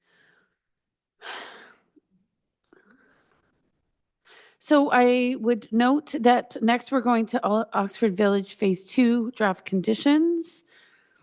Then we have a signed bylaw. We have a presentation on the ARU initiative, and the Equinel Phase 6A was pulled from consent. So we'll start with what I think is the most substantive, and that would be the draft conditions. So who's kicking us off? Mr. Mosher? Excellent. Thank you very much. Look forward to your presentation. And just to be clear, you do have someone here from OVI. Is it Mr. Sutherland, who I see on the screen? And he's affiliated with OVI, or he's a member of the public? He's OVI. Okay, great. Thank you. So if we need to ask him questions, he's on deck. Okay. Thank you, Madam Mayor. The purpose of this report tonight is to bring before Council conditions of draft approval, which would be submitted to the United Counties of Leeds and Grenville. So the applicant of this subdivision is the LA Group. Providing these draft conditions to the counties fulfills our obligations under the Planning Act, as well as the obligations to the upper tier. We are a commenting agency for them, and when development proposals for plans of subdivision come to the county, they circulate us and request comment. These lands are an extension of the Phase 1 Oxford Village in the northwest corner of the municipality of North Grenville, and they would be on full municipal services. Council may recall that in December of 2023, a zoning bylaw amendment was passed to zone the lands for higher density residential development. There was the use of holding symbols at that time, and one of the key reasons for the holding symbol was to require that a subdivision agreement be registered and some other obligations be completed before. Mr. Mosher, I have Yes. to interrupt you Mhm. because the screen is not on you, and I'm just concerned it's such a fulsome presentation. The screen should be on Mr. Mosher. Is that right? Okay. I see You myself. sit now. It's kinda Now you see scary. yourself. Okay. And also there is, we're not seeing the PowerPoint on the screen. There's no PowerPoint. with There this is no presentation. PowerPoint. Okay, Yes. fine. Thank you. Yes, so council may recall that zoning was passed in December of 2023 with holding symbols. The use of the holding symbols is to require certain matters, including registration of the subdivision. Draft conditions are a respectful part of the process of the Planning Act, and they again help us fulfill our obligations to the counties. They're considered not just by municipal staff, but by internal departments with municipal staff and obviously by council, as is the case in this meeting. We do consider all the materials that have been submitted in support of the subdivision application itself.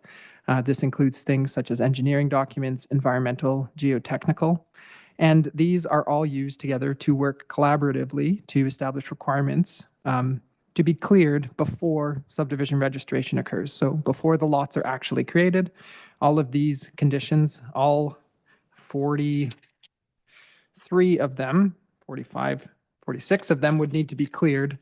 And we'd have to provide a letter to the United Counties saying that this has occurred. This includes registration agreement for the subdivision. And only when municipality of North Grenville is satisfied does that clearance occur and subdivision registration occurs. Normally, a subdivision approval process under the Planning Act is supposed to take place within 120 days. However, we've been circulated on this, I believe, in 2023, and we followed what I would like to call an alternative timeline as we've been collaborating internally and externally to arrive at this point. The draft conditions themselves are broken into several categories just for ease of convenience. And I'll note that there is a new condition in the traffic related, which bumps the numbering up for all of them. But I'm happy to kind of go through any of the specific conditions. And in general, just in summary, draft approval for this subdivision contemplates a 955 unit subdivision on full municipal services with a mix of dwelling types around a central parkland facility with trail networks into and throughout the development connecting to the Settlers Trail and providing some external connection through discussion with Oxford Village representatives. All of the studies that have been submitted inform matters such as the stormwater servicing, environmental, affordability, and geotechnical considerations. And there's key language from those reports that goes into the draft conditions and certain amounts of information that is required before those conditions could be cleared.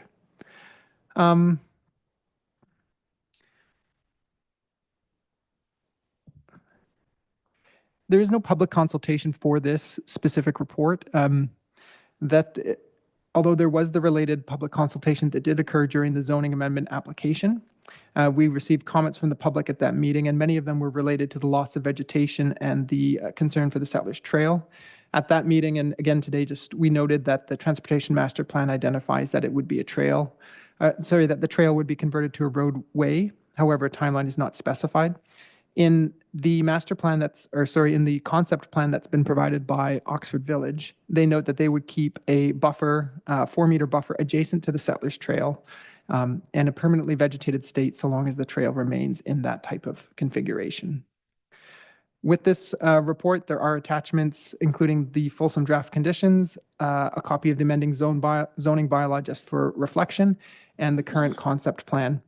And I did circulate to members of council just a little while ago, an updated concept plan from Arcadis IBI. Apologies, I had meant to send that this afternoon, but just received it now. So I'm happy to answer any questions or go into any of the specific conditions and discuss the reasoning why or the wording. But that concludes the report. Thank you. I appreciate all the work that's gone into this. I understand it's many months, if not years in the making. So no doubt a feat in some respects in terms of the size of this development. And I'm presuming between phases 1 and phases 2, in essence, this would likely become, at this stage, once phase 2 was completed, North Grenville's largest subdivision. I believe that's more or less correct. Would you agree with that, Mr. Mosher? Yes, that's correct, Your Worship. So no doubt the weight of this development is not insignificant because we understand the investments that's been made on obviously the part of the developers and obviously the investments over time that we will make with the assumption of the subdivision, welcoming all these new residents and families into the community, ensuring they're well integrated, among other things. So I welcome questions, colleagues, from council members if they wish to unpack or have a better understanding or propose any language amendments in regards to the draft conditions. If I might, Mr. Mosher, these draft conditions are presented this evening, and in whatever form they're adopted, then they become part of a binding legal agreement between the municipality and the subdivision developer. And is there any opportunity to change these draft conditions should something emerge in the future that became salient to the municipality or the community? So the obligation for these draft conditions is that they go to the county to be implemented, and it's not exactly like a legal binding agreement, but they form the full conditions that must be cleared before the development occurs and the registration takes place. And there would be opportunities if within the generic section, I believe yes, within condition 2, this grants approval for a 3-year period of time. And within that 3-year period of time, all of the conditions are assumed to be cleared and the subdivision registered. But if they are not, then the applicant could seek additional extensions. And at that point in time, if council wished to renegotiate certain conditions, that would be an opportunity to do so. Okay, that's helpful. So I don't see any hands. I do just have a couple of questions, and I'm happy to put those out there if it's helpful. Block under the overview, and this is just in section 1A, it says block 123 is reserved for community center. However, ownership will be retained by LA Development Inc. with the ability for potential future partnerships with the municipality. So I'd be interested in knowing how large is block 123?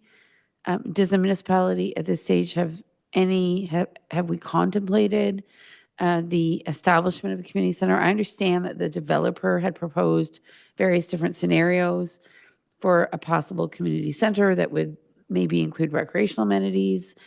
But I'm a little bit confused about, practically speaking, what does it mean to reserve block 123 for a community center?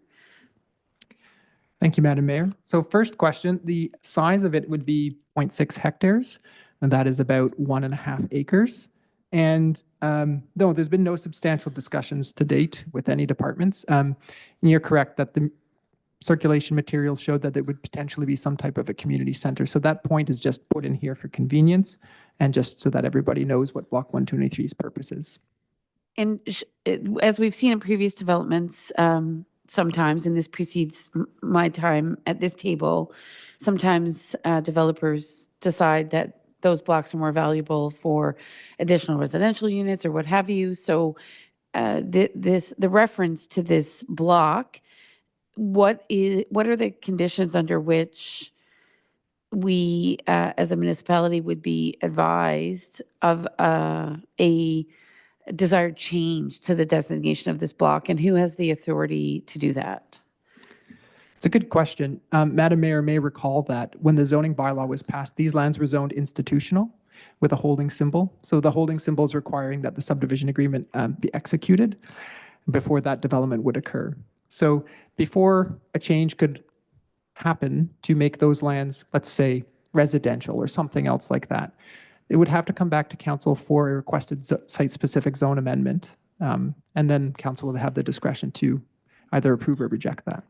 And that's in regards to any block or this particular block, which refers to the community center? This particular block is zoned institutional. So within the question of Block 123 itself, that is, Okay. this answer is for this. So the block. designation of this block is institutional as distinct from much of the other blocks in the subdivision? Yeah, and just for convenience, many of the other blocks are residential third or residential fourth density to permit a range of dwelling types up to apartment-style dwellings.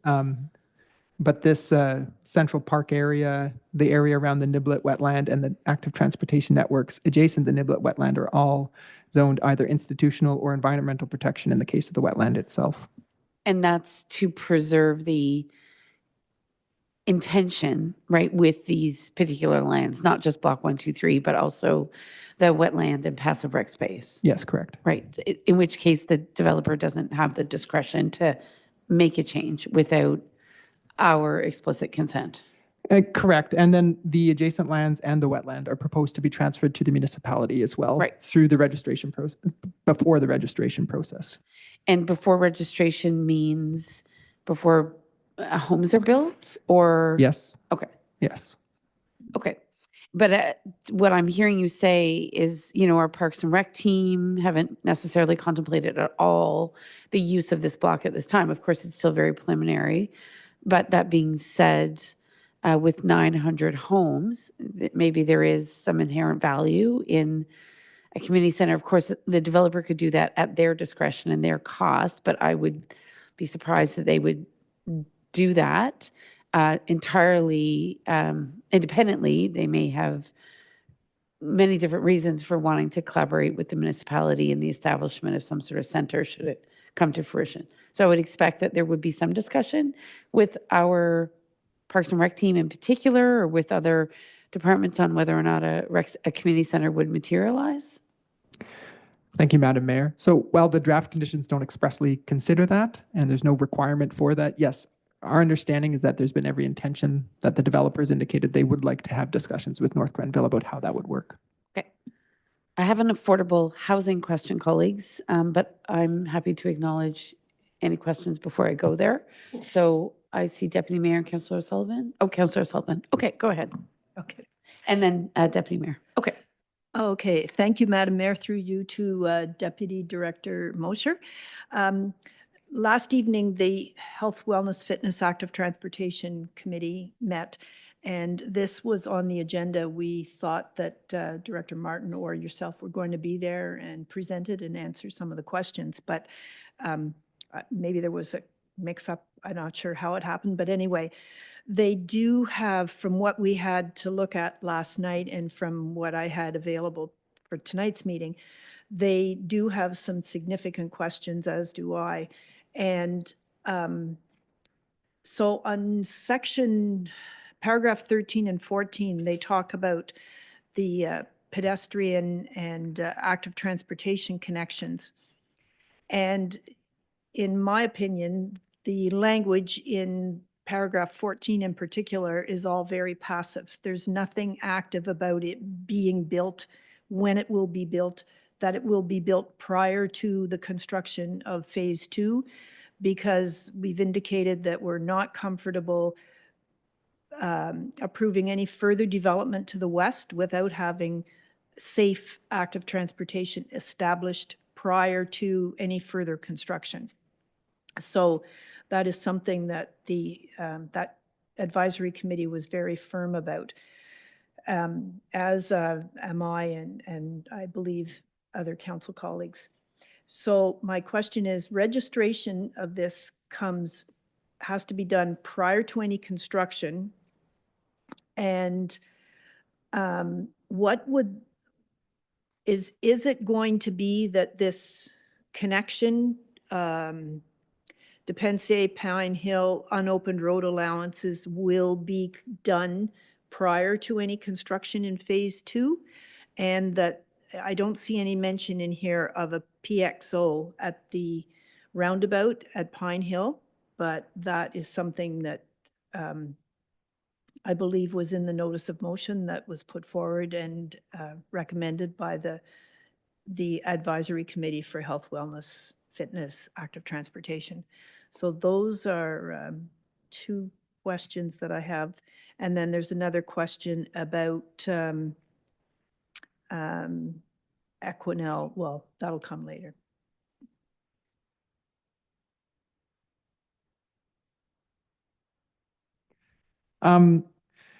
Through you, Madam Mayor, I think in terms of condition 14, the language it's not intended to be passive or active per se, but what it does note is that the owner is agreeing that the subdivision agreement is going to include those provisions outlining the responsibilities for the four-season off-site active transportation multi-use path to be built between this subdivision on the Depensier and Pine Hill unopened road allowances.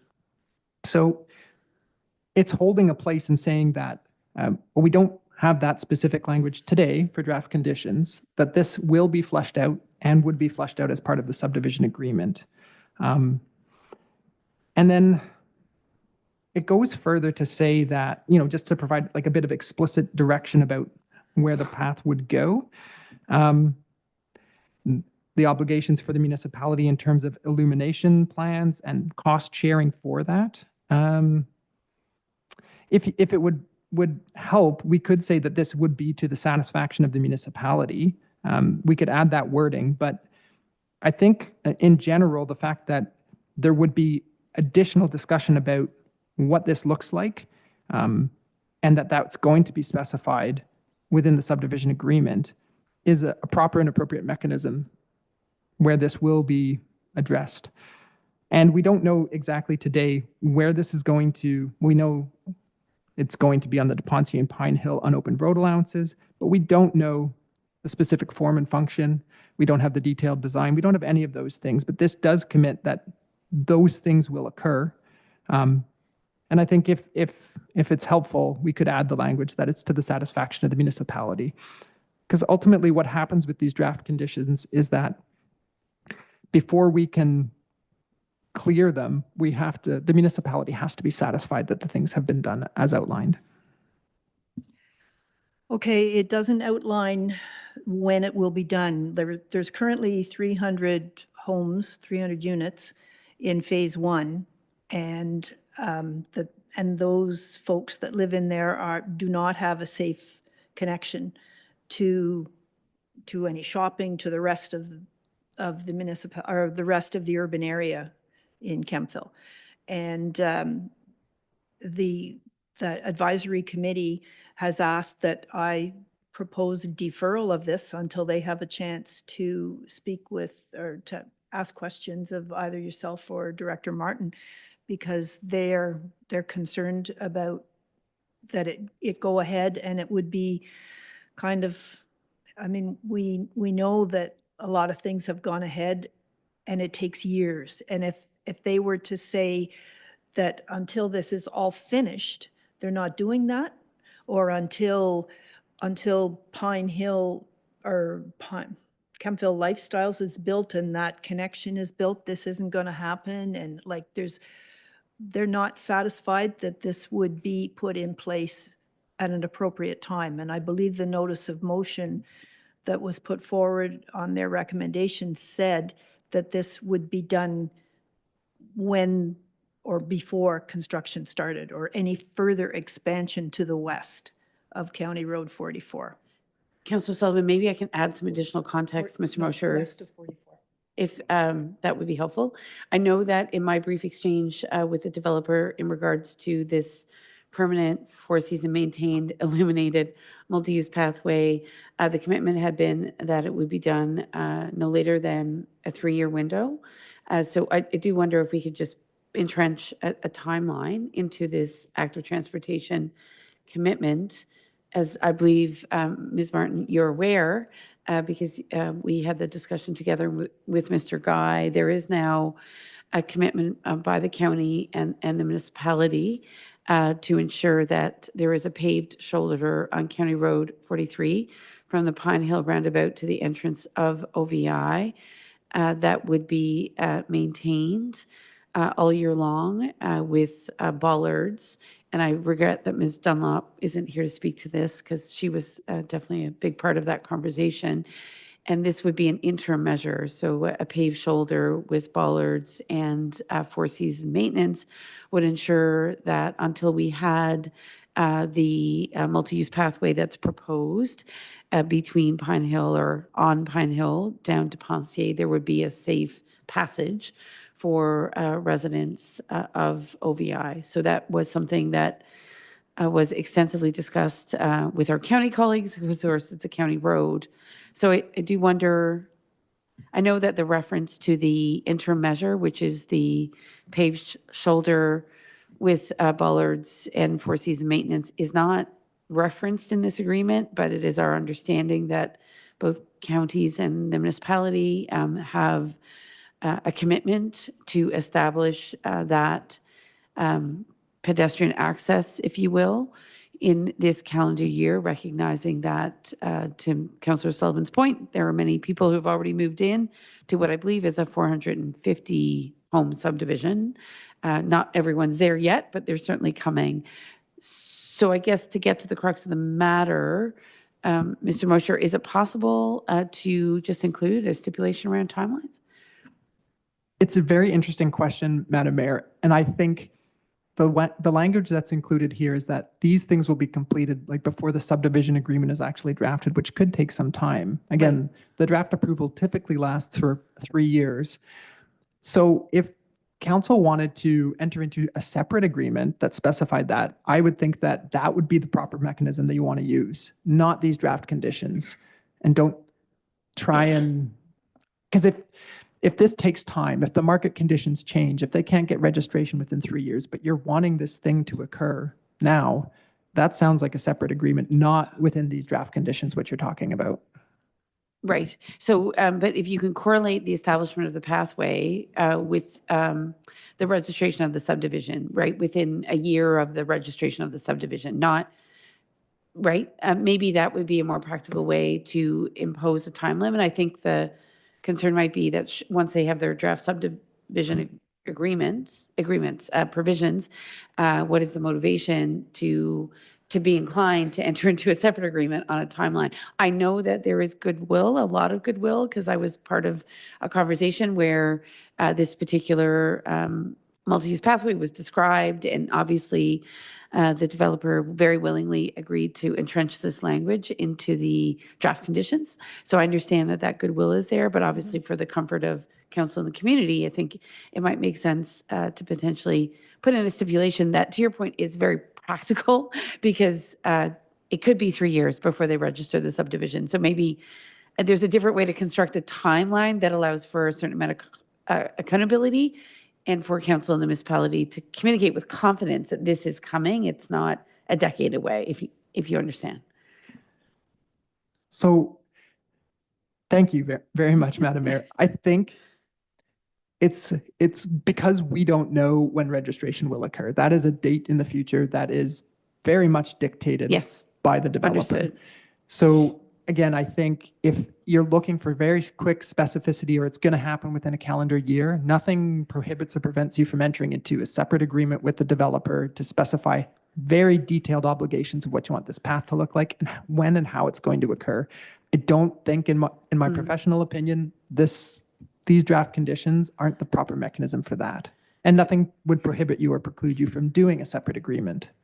But the developer has to be willing to enter into that separate agreement, right? Yes. That's not an obligatory part of the draft conditions. Correct. And I would add that the developer was very much willing to include this condition within the Indeed. draft conditions.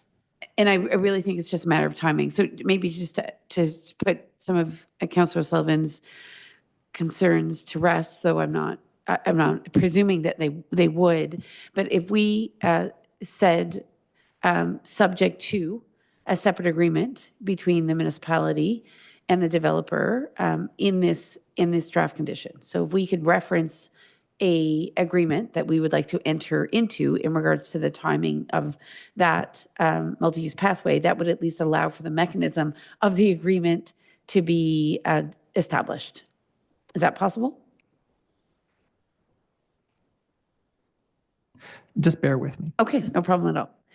So maybe while you're contemplating that, Councillor Sullivan, is there, I think your concern is timing, of course. Timing, yeah. I agree that that the developer is totally on board with the importance of active Yes. transportation and linking. I mean, he's definitely verbalized that to me, and I'm very happy with that. I just would like to see that there's something a little more solid in this. And I realize that until the expansion of 43 is done further out to Somerville, we won't have those formalized MUPs on both sides. And so we absolutely need to have something in the meantime that provides safe access. And if the paved shoulders and the bollards, now you said from Pine Hill to Remillard That's correct. on both sides? On one side. So then then the PXO goes in at Pine Hill Roundabout? Yes, and Ms. Dunlop had suggested that there would be modifications to the Pine Hill Roundabout to allow for that pedestrian connectivity. I don't know if that conversation's been had at great length with Mr. Finley, but that was something that obviously would have to be a important consideration. And I apologize, I did think Ms. Dunlop was going to be here this evening because she did sit in on that meeting. But obviously, as I understand it, Mr. Finley, you can correct me if I'm wrong, the Pine Hill Roundabout was built with certain depressions to allow for pedestrian connectivity, but she did say that she would have to work with Mr. Finley and his team to determine the level of crossing within the roundabout, given traffic volumes, so that we could safely accommodate past pedestrians. Mr. Finley, I don't know if I've said that correctly. Thank you, Madam Mayor. Yes, you're correct. There is the intent at some point, I don't have a definitive timeline on it, but there would be a PXO crossing at that Pine Hill roundabout, again, determining what type. I think we have a better idea based on the rest of the County Road 43 roundabouts and the PXO crossings that are going on there. But it's the timing piece that we also have to take into consideration. Conversations have been high level with myself recently, so we haven't dug that far into it yet. Right, and it may be something that emerges in the budget, right, as a priority item that hadn't been anticipated, just given where we're at with phase one. But thankfully, I think the good news is certainly our county partners have seen the merit and the value of an interim pathway, which would allow for, obviously, I think we all think about the 12-year-old kid who misses the bus, who's walking down the Pine Hill Road because there's a sidewalk, and then attempts to walk the rest of the distance on County Road 43 on a dark November night, and is profoundly unsafe in doing so. So I think we all deeply recognize and understand the vulnerability of pedestrians for this particular subdivision. And I think it's different from other rural subdivisions that are clearly so far outside of the urban core.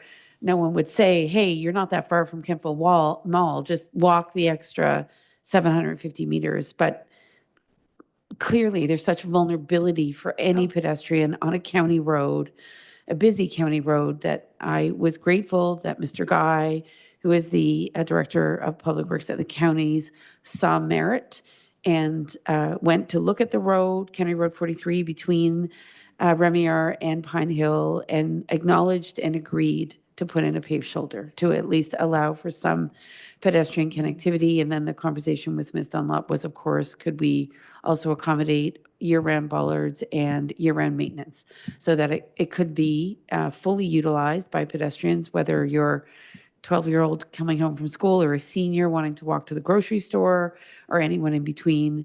And that would be the interim measure, Councillor O'Sullivan, until this more permanent multi-use pathway was built. So, Mr. Mosher, I don't know if you have or Ms. Martin, if you have some proposed language that will at least allow us to reference a forthcoming agreement. So just a few things I want to just clarify in some of the conversations that are ongoing. Staff are including within the budget this year funds to pursue an active transportation plan, which would help contemplate some of these connection pieces as well. I want to note that Deputy Director Mosher and I were having a little sidebar conversation on how to address the condition at hand in regards to an agreement. And based on our discussion, if you amended the draft condition to say that there's a separate agreement being entered into, there really is no effect in providing that timeline, because they still wouldn't have to enter into that agreement until registration happens. But I do note that Mr. Sutherland is available and online to join into this conversation, and perhaps some of the questions that we have in regards to timing and the potential to enter into a separate agreement with his client, he may be better suited to provide some context on his end, because I think that's kind of the voice we're missing in this conversation is the developer. Your worship, if you would might entertain Mr. Sutherland providing some answers to some of the questions that we have this evening related to timing and potentially that separate agreement, I think it may be a benefit. I'm certainly happy to recognize Mr. Sutherland. Is there anyone else wishing to speak before we hear from Mr. Sutherland? Okay, maybe Councillor Sullivan, just turn off your mic and we'll recognize Mr. Sutherland. All right, thank you, Madam Mayor. Mr. Sutherland, Can you hear me? Sorry. still muted. Should be off mute. Still muted. It's not coming through. How about now? All right, Mr. Sutherland, if you can hear us, we're just trying to resolve the technical error. Okay. The technical glitch, not an error, a glitch. These things often happen.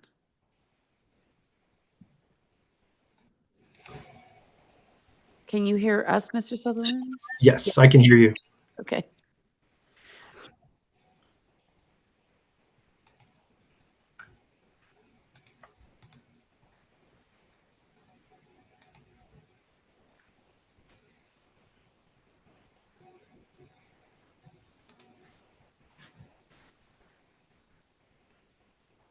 Maybe while we're just waiting for this to resolve itself, Mr. Sutherland, I still think we can't hear you. Do you want to do a test? Sure. Can you hear me now? Your audio is activated because we can see your green light around, Yeah. or it's the green box around your video stream, but it's not translating into the room. So I believe Mary has gone to take a look. Okay.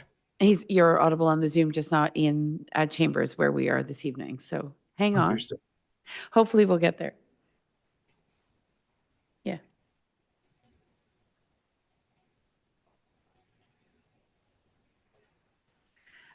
I think maybe we'll see what we can, after we deal with active transportation, we can, I think, Ms. Martin, if I could just go back while Mr. Sutherland is trying to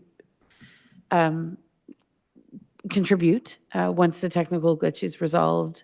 I think where we've had some concern in the past is when we talked about phase one, the draft conditions for which were approved before this council was even elected in 2018, even something as simple as a tot lot for a park, right, for a play structure, seemed to be things that we couldn't insist on because there wasn't an embedding of a particular provision in the agreement. I think we just understand that these conditions are very important, and we are deeply appreciative of the fact that the developer has fully acknowledged the necessity for the multi-use pathway and is willing to build it at his cost. But I guess I don't know how we enable that specificity where Councillor O'Sullivan is seeking to ensure that multi-use pathway is not delayed unnecessarily for many years. I don't think it's the intention of the developer by any means, but often having assurance in writing is a good thing for everyone. So I think that's where it's hard for us to fully understand what the limits are to this agreement versus what we might be able to achieve through a different mechanism or using the draft conditions as one of the only mechanisms that seems to be available to us to ensure that multi-use pathway is built in a timely fashion. And perhaps the municipality has that jurisdiction to determine timing ultimately. Maybe prior to the subdivision being registered, the municipality would have the jurisdiction to ensure that there was an agreement that was enforceable around timing. I mean, maybe that's the mechanism. I think we're just looking for, how does that timing get determined? Is it solely at the discretion of the developer, or is the municipality able to say, once you've registered, right, or on condition of registration, we want to see a construction timeline and a commitment to the establishment of the multi-use pathway? So just trying to think out loud about how you compel the developer to executing on, this is just one of many provisions in a 42 paragraph agreement. So you can understand that sometimes things just get lost. Ms. Martin? So typically when it comes to the establishment of timelines, more so in regards to traffic controls, there would have been a traffic impact study required as part of this development. And certainly maybe the best example would be in phase 1, the traffic impact study identified at a certain percentage of build out or so many residences that then it would require that a roundabout be constructed. So for the purpose of development, when we have those studies that are done, as it relates to the development, and from a planning perspective, we're often limited to the bounds of the property lines and where the development's going to occur, and including any of those cross sections of where the property may outlet. So in those studies, typically timelines are established. I think the challenge here is that we have good faith and goodwill on the developer to establish a multi-use pathway outside of the lands into which their subdivision for that phase is being constructed, which is above and beyond the requirements under the Planning Act. And that's where we derive from a planning perspective, that's where we derive our authority when it comes to the types of draft conditions that we can include within a plan of subdivision and the scope and the scale of what we can ask a developer to contribute. Again, going back to Mr. Sutherland, perhaps when we get his audio resolved, being able to speak to any commitments that his client has communicated to him in regards to entering into a separate agreement and establishing that timeline. And just given just the kind of the circumstance that this is above and beyond what would typically be expected as part of the development based on its location and this path, even though it's connected to the first phase, we don't have those hard studies like we would with the traffic impact study to say at this build out you have to do this. So that's where we have a bit of limitation, and perhaps maybe I'm not certain if Mr. Sutherland's audio is working now. He can maybe speak to it as maybe what some expectations that his client might have for their timing of construction. Mr. Sutherland? Can you hear me now? Yes. Okay, great. Thank you, Madam Mayor. So I won't speak to any decisions or agreements on behalf of my client just yet. I don't necessarily have that authority, but I can say, as noted by others, there is a strong desire to implement this active transportation connection from the applicant. And certainly we would entertain if there is a separate agreement or a separate mechanism that the municipality would like to sort of assign some sort of timeline or some sort of criteria that would provide a little bit more assurances for the timing of this construction. We would definitely be open to entertaining that. Okay, so you're saying publicly on the record, you have a willingness as the subdivision developer to enter into an agreement with the municipality that would explicitly articulate the timing of the establishment of the multi-use pathway subsequent to registration, correct? Again, I'll just say that I'm not the developer, so I won't put my name to that, but I'm saying that there is certainly an avenue for us to review that and to enter into an agreement with the municipality. So you're not the developer, but you're speaking on behalf of the developer this evening? Is that the case? As the applicant's agent, yes. Okay. So I presume that that has enough force to have council feel somewhat confident that we could articulate a timeline for the establishment of this pathway. Okay. Deputy Mayor. Yeah, I would speak to that. To your earlier suggestion of having a reference to this separate agreement in the draft conditions, I think I understood it would be possible to refer to something that would happen in the future.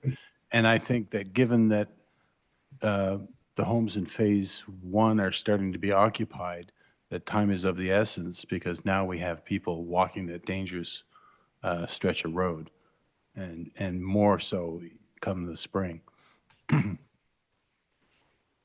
So with that in mind, Ms. Martin and Mr. Mosher, it says the owner of the municipality further acknowledges that the municipality will, okay. So could we say the owner acknowledges that the path will extend from the boundary of phase one Oxford 1 subdivision, will turn south. The owner further acknowledges that all construction design costs for the multi-use pathway will be his responsibility and will be subject to a separate agreement in regards to timing. Could we just add those words? You could. Okay. So with that in mind, Ms. Preston, can you just capture that under the line where it says the owner acknowledges that this path will extend? No, sorry. The owner further acknowledges that all construction design costs for the multi-use pathway will be his responsibility, and the timing of which will be subject to a separate agreement between the municipality and the developer. If we could just capture that language, it at least acknowledges the value of that agreement. So, okay. And I see Mr. Sutherland and Councillor O'Sullivan. Mr. Sutherland. Thank you, Madam Mayor. So I did just get a notice from the applicant that he is in agreement with proceeding with this separate agreement. Great. Just Okay. texted me. Perfect. Thank you. Great. And I think if the agreement is referenced in this draft condition, we're in a good place. Okay, excellent. So I'm going to go back to Councillor Sullivan. I know that I'm getting many different texts that the snow has started. And I know we're concerned about the safety and well-being of all those who leave these chambers this evening. So I'm going to conclude the active transportation discussion. I think there are a couple of other points that we wanted to address. So I'm going to caucus quickly with the clerk and council to see how we want to proceed. I do have a proposed amendment to the affordable housing provision, and I would like to at least have that introduced and discussed, or we can look to defer the adoption of this particular draft agreement until a later time. But I understand that council's time for meetings in the month of February, as supported by the clerk's office, is very limited. So I think Mr. Sutherland has said he is good. I think Councillor Sullivan, you just wanted a quick follow-up? I would just suggest that, or I would move that we defer this to get those, the further information that we need, and the, with respect to the temporary widened shoulders and bollards, et cetera, as well as the commitment for the path, and allow the Health, Wellness, Fitness, Active Transportation Advisory Committee an opportunity to review this, and with Deputy Director Mosher or Director Martin, whichever one. Okay, so let's just address this amendment, right? Because we have language that I think would be part of a motion that we would consider. I understand, Councillor Sullivan, you're moving a deferral. I did want to ask Ms. Martin, or you're moving a deferral, though we don't have a seconder for a deferral, so I'm not sure if a deferral would be considered by council unless there is a seconder. But before we go there, I know Ms. Martin and Mr. Mosher, you've had, you're conscious of timelines when it comes to a possible deferral. So I know there may be implications. So I'm just, I'm wondering if we have this language and we entertain quickly a very modest modification to our affordable housing clauses, would that allow us to potentially consider the draft conditions of, as a whole, or do we truly need to defer? Do you have any comments on the viability of a deferral? I'm not sure where the developer sits at this stage, and I know we are under our own timelines as per the Planning Act. Through you, Madam Mayor, staff's position is that there's no need to defer at this particular time. I understand that there's some concerns about the active transportation, which I believe have been resolved tonight with the inclusion of timing wording and the potential admission from Mr. Sutherland that there could be a separate agreement that's entered into. Yeah, so I think what else we would like to do is hear other concerns or questions around the draft conditions at this point in time. And one other thing to note is that to date, there is no requirement or procedure enacted by council of which I'm aware where we are required or asked to take draft conditions to committees of council. It's entirely possible that members of committees, being members of the public, being informed, may wish to make themselves aware of specific matters and advocate for positions and make those comments known.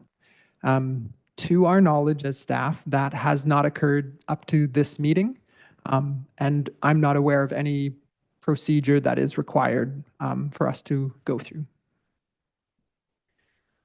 Okay, so if I might, Councillor Sullivan, of course, you have the right to move a deferral and get a seconder for a deferral. But perhaps before we go there, should you feel it's still necessary, we could at least entertain the concern I have around the affordable housing language, which I think is fairly simple to resolve. But I do want to recognize Councillor Barclay. Did you want to speak? Yeah, when I just wanted to make some comments or some questions around parking dedication. Sure, absolutely. So, So maybe, I can wait till after you raise the issue of affordability. if you no, want. I'm happy to do it now. I'm just going to, can I take 1 minute to recess? Can we take a 1 minute regroup just around the weather? Okay, thank you.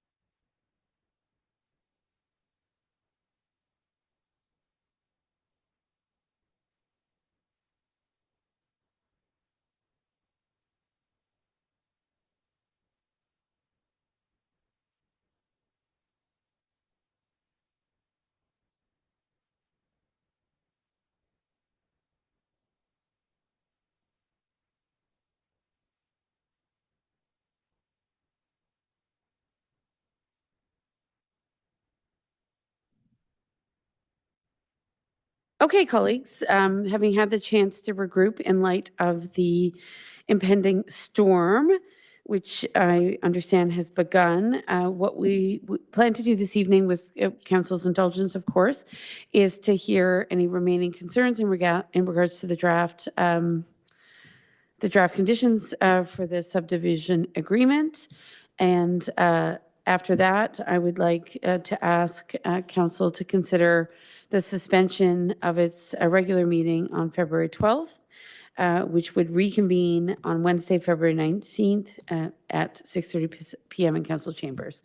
And during the break, of course, I was able to canvass staff and council colleagues about their availability, and we do have general agreement that all of council can be here and most staff can rejoin, which would enable us to proceed with the remainder of the meeting. So all other agenda items, including this one, would be addressed to their logical conclusion at next week's meeting. So we'll just take, I'm going to recognize Deputy Mayor in terms of his questions for the draft conditions. And then I have a quick one as well. So let's get them on the floor so our staff can at least address and contemplate any other adjustments that may be required so that we can have a robust discussion next week and hopefully move ahead. So Deputy Mayor, I'll recognize you. Thank you, Madam Mayor. Through you to Deputy Director Mosher. I want to go from connectivity, which has always been a concern of council, to parkland. It's another passion of ours. And we're all for neighborhood parks. And I see some accommodation in the draft conditions for certain blocks to be dedicated parkland.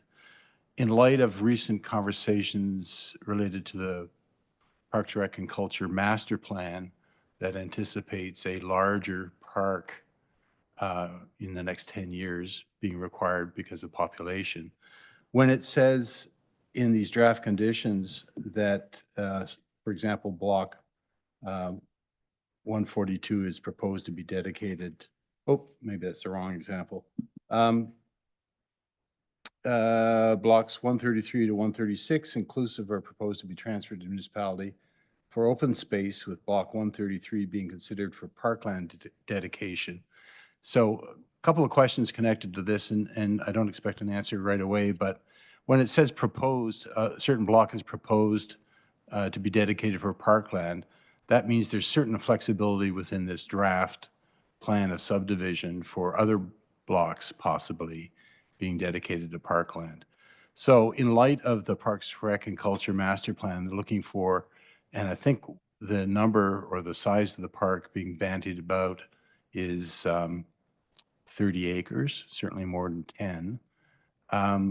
Do you think there's a possibility of a dialogue with the developer to combine some of these blocks or reformat it? Maybe this is a question for the representative, going back to the developer, to create one of, from the dedicated parkland, to have a contiguous series of blocks that would be 10 to 30 acres. I don't know that these blocks, I don't know what are the square footage or what is the acreage. 5% is the norm or the requirement, but I don't know, do these blocks that they've indicated for parkland, are they greater than 5%? I assume they are, if you're looking at this idea of a linear park being, a strip of green space along a MUP or something around the Niblett wetland. But the thrust of my question is, if they're certain blocks are proposed, and there's a lot of planning, obviously, in the subdivision of organizing roads and blocks of houses. Do you think that there's an opportunity to talk to the developer of situating this larger park within this subdivision? I guess that's what my question is. Through you, Madam Mayor, I can give you some information. I think the bigger part of your question would have to be directed to the agent and the developer. But the current concept is that block 133 would be the larger bit of the park. That's 1.06 hectares. Blocks 129, 130, 131, 132, and 142 would form more of this linear corridor or greenway connection that would allow people to travel through the subdivision in a safe way to access the Settlers Trail. And those total 0.32 hectares in total area, so just about an acre snaked through. And the addition of all of those lands in totality is the 5% of the land holding. So the developer has tried, as I understand it, to do something that allows for active transportation connections in and throughout the subdivision, as well as allowing for green space. Some green space, like Block 133 being much larger, 1.06 hectares, would allow for some type of formal rec space to be permissible within the subdivision itself. Whether there's an opportunity or desire to change that around or open those discussions, I could not speak for Mr. Sutherland or Oxford Village. And what is the size of Block 123 that is proposed to be a community center at some point? 123 is, that's about 1.5 acres. It's 0.6 hectares. Okay, thank you. Just wanted to get that on the table and in front of the developer for consideration, because every other master plan seems to be referenced other than the Parks, Rec, and Culture master plan.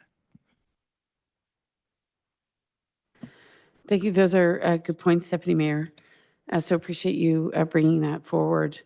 I mean, I don't want to overstate or understate that this is a very significant agreement between the municipality, the counties, and the developer, just given the size of the development, the residential intensity within the development.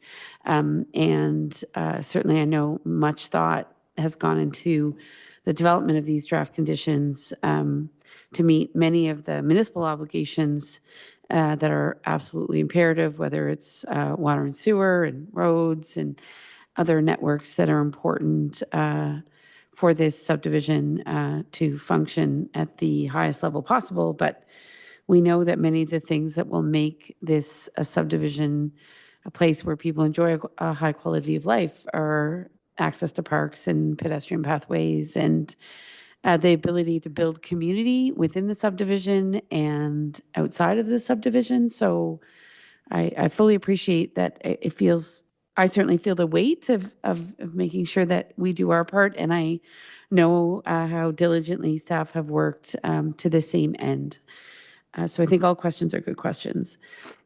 So when I look at the affordability clause, and Ms. Martin, this won't be a surprise to you, I had some reflections on how we could include the possibility of a potential partnership where some affordable housing opportunities are available through home ownership, not just secondary dwelling units, which I'm very pleased to see in this agreement because it's very obvious in North Grenville that there's quite a limited number of secondary dwellings. So the provision around 20%, pre-designed, 20% of new single-family dwellings with pre-designed secondary dwelling units is welcome news, because I think it really truly will provide some seniors living in this community or some young people who are not ready to leave their families with an option to access housing in a way that would otherwise not be viable.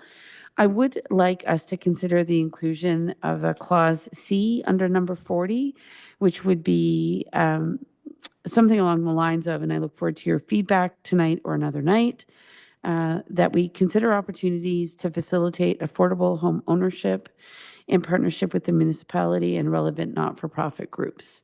So I don't think this is a binding condition, but it does signal to the developer. I know the developer is not the builder, so we understand that, but it does signal to the developer that there may be scenarios where a partnership could be struck where a very limited number of those houses, and I truly mean a very small number of those houses, could be potentially made available to a third party, not-for-profit entity at cost. So not to the, certainly not compelling the developer to lose money, but to enter into a partnership where there might be an opportunity to facilitate more affordable home ownership. So that's something that is a clause that would give me more comfort when we look at the affordability provisions. And I just wanted to table it this evening with my council colleagues. Are there any other reflections this evening, colleagues, in terms of the draft conditions? Not seeing any? Okay. So I don't know, Mr. Mosher or Ms. Martin, if there's anything else you wish to bring to our attention tonight? No. Okay. So with that, then, I will move the suspension of the meeting this evening, and I will suspend the proceedings of the meeting in the following manner. I'll look for a mover and a seconder for the suspension of the proceedings of our regular council meeting on February 12th, 2025. And the suspension would occur at 9:48 p.m. in order to reconvene on Wednesday, February 19th at 6:30 p.m. in council chambers. Yes, Ms. Preston. Apologize. I've just been notified that we may have a scheduling conflict. Would council entertain that it be hosted at the municipality, and we will determine the where? The location. Exactly. So the conflict is around location, not timing. Correct. Okay. I'm sure that we would be amenable to that. So another room within the municipal building, ideally. Okay. Right. For certain, I'm confident we can resolve that. Okay. So with that, I'll look for a mover and a seconder for the suspension of proceedings. Councilor Strachian, Councilor Sullivan, thank you. And I will call the question on that. All in favor? Good. Okay. That carries. Thank you, colleagues, for being here. Thank you to our staff. I wish everyone a safe drive home. And I look forward to meeting again on this issue in a week. And I hope for those of you who have kids, they have a great snow day tomorrow.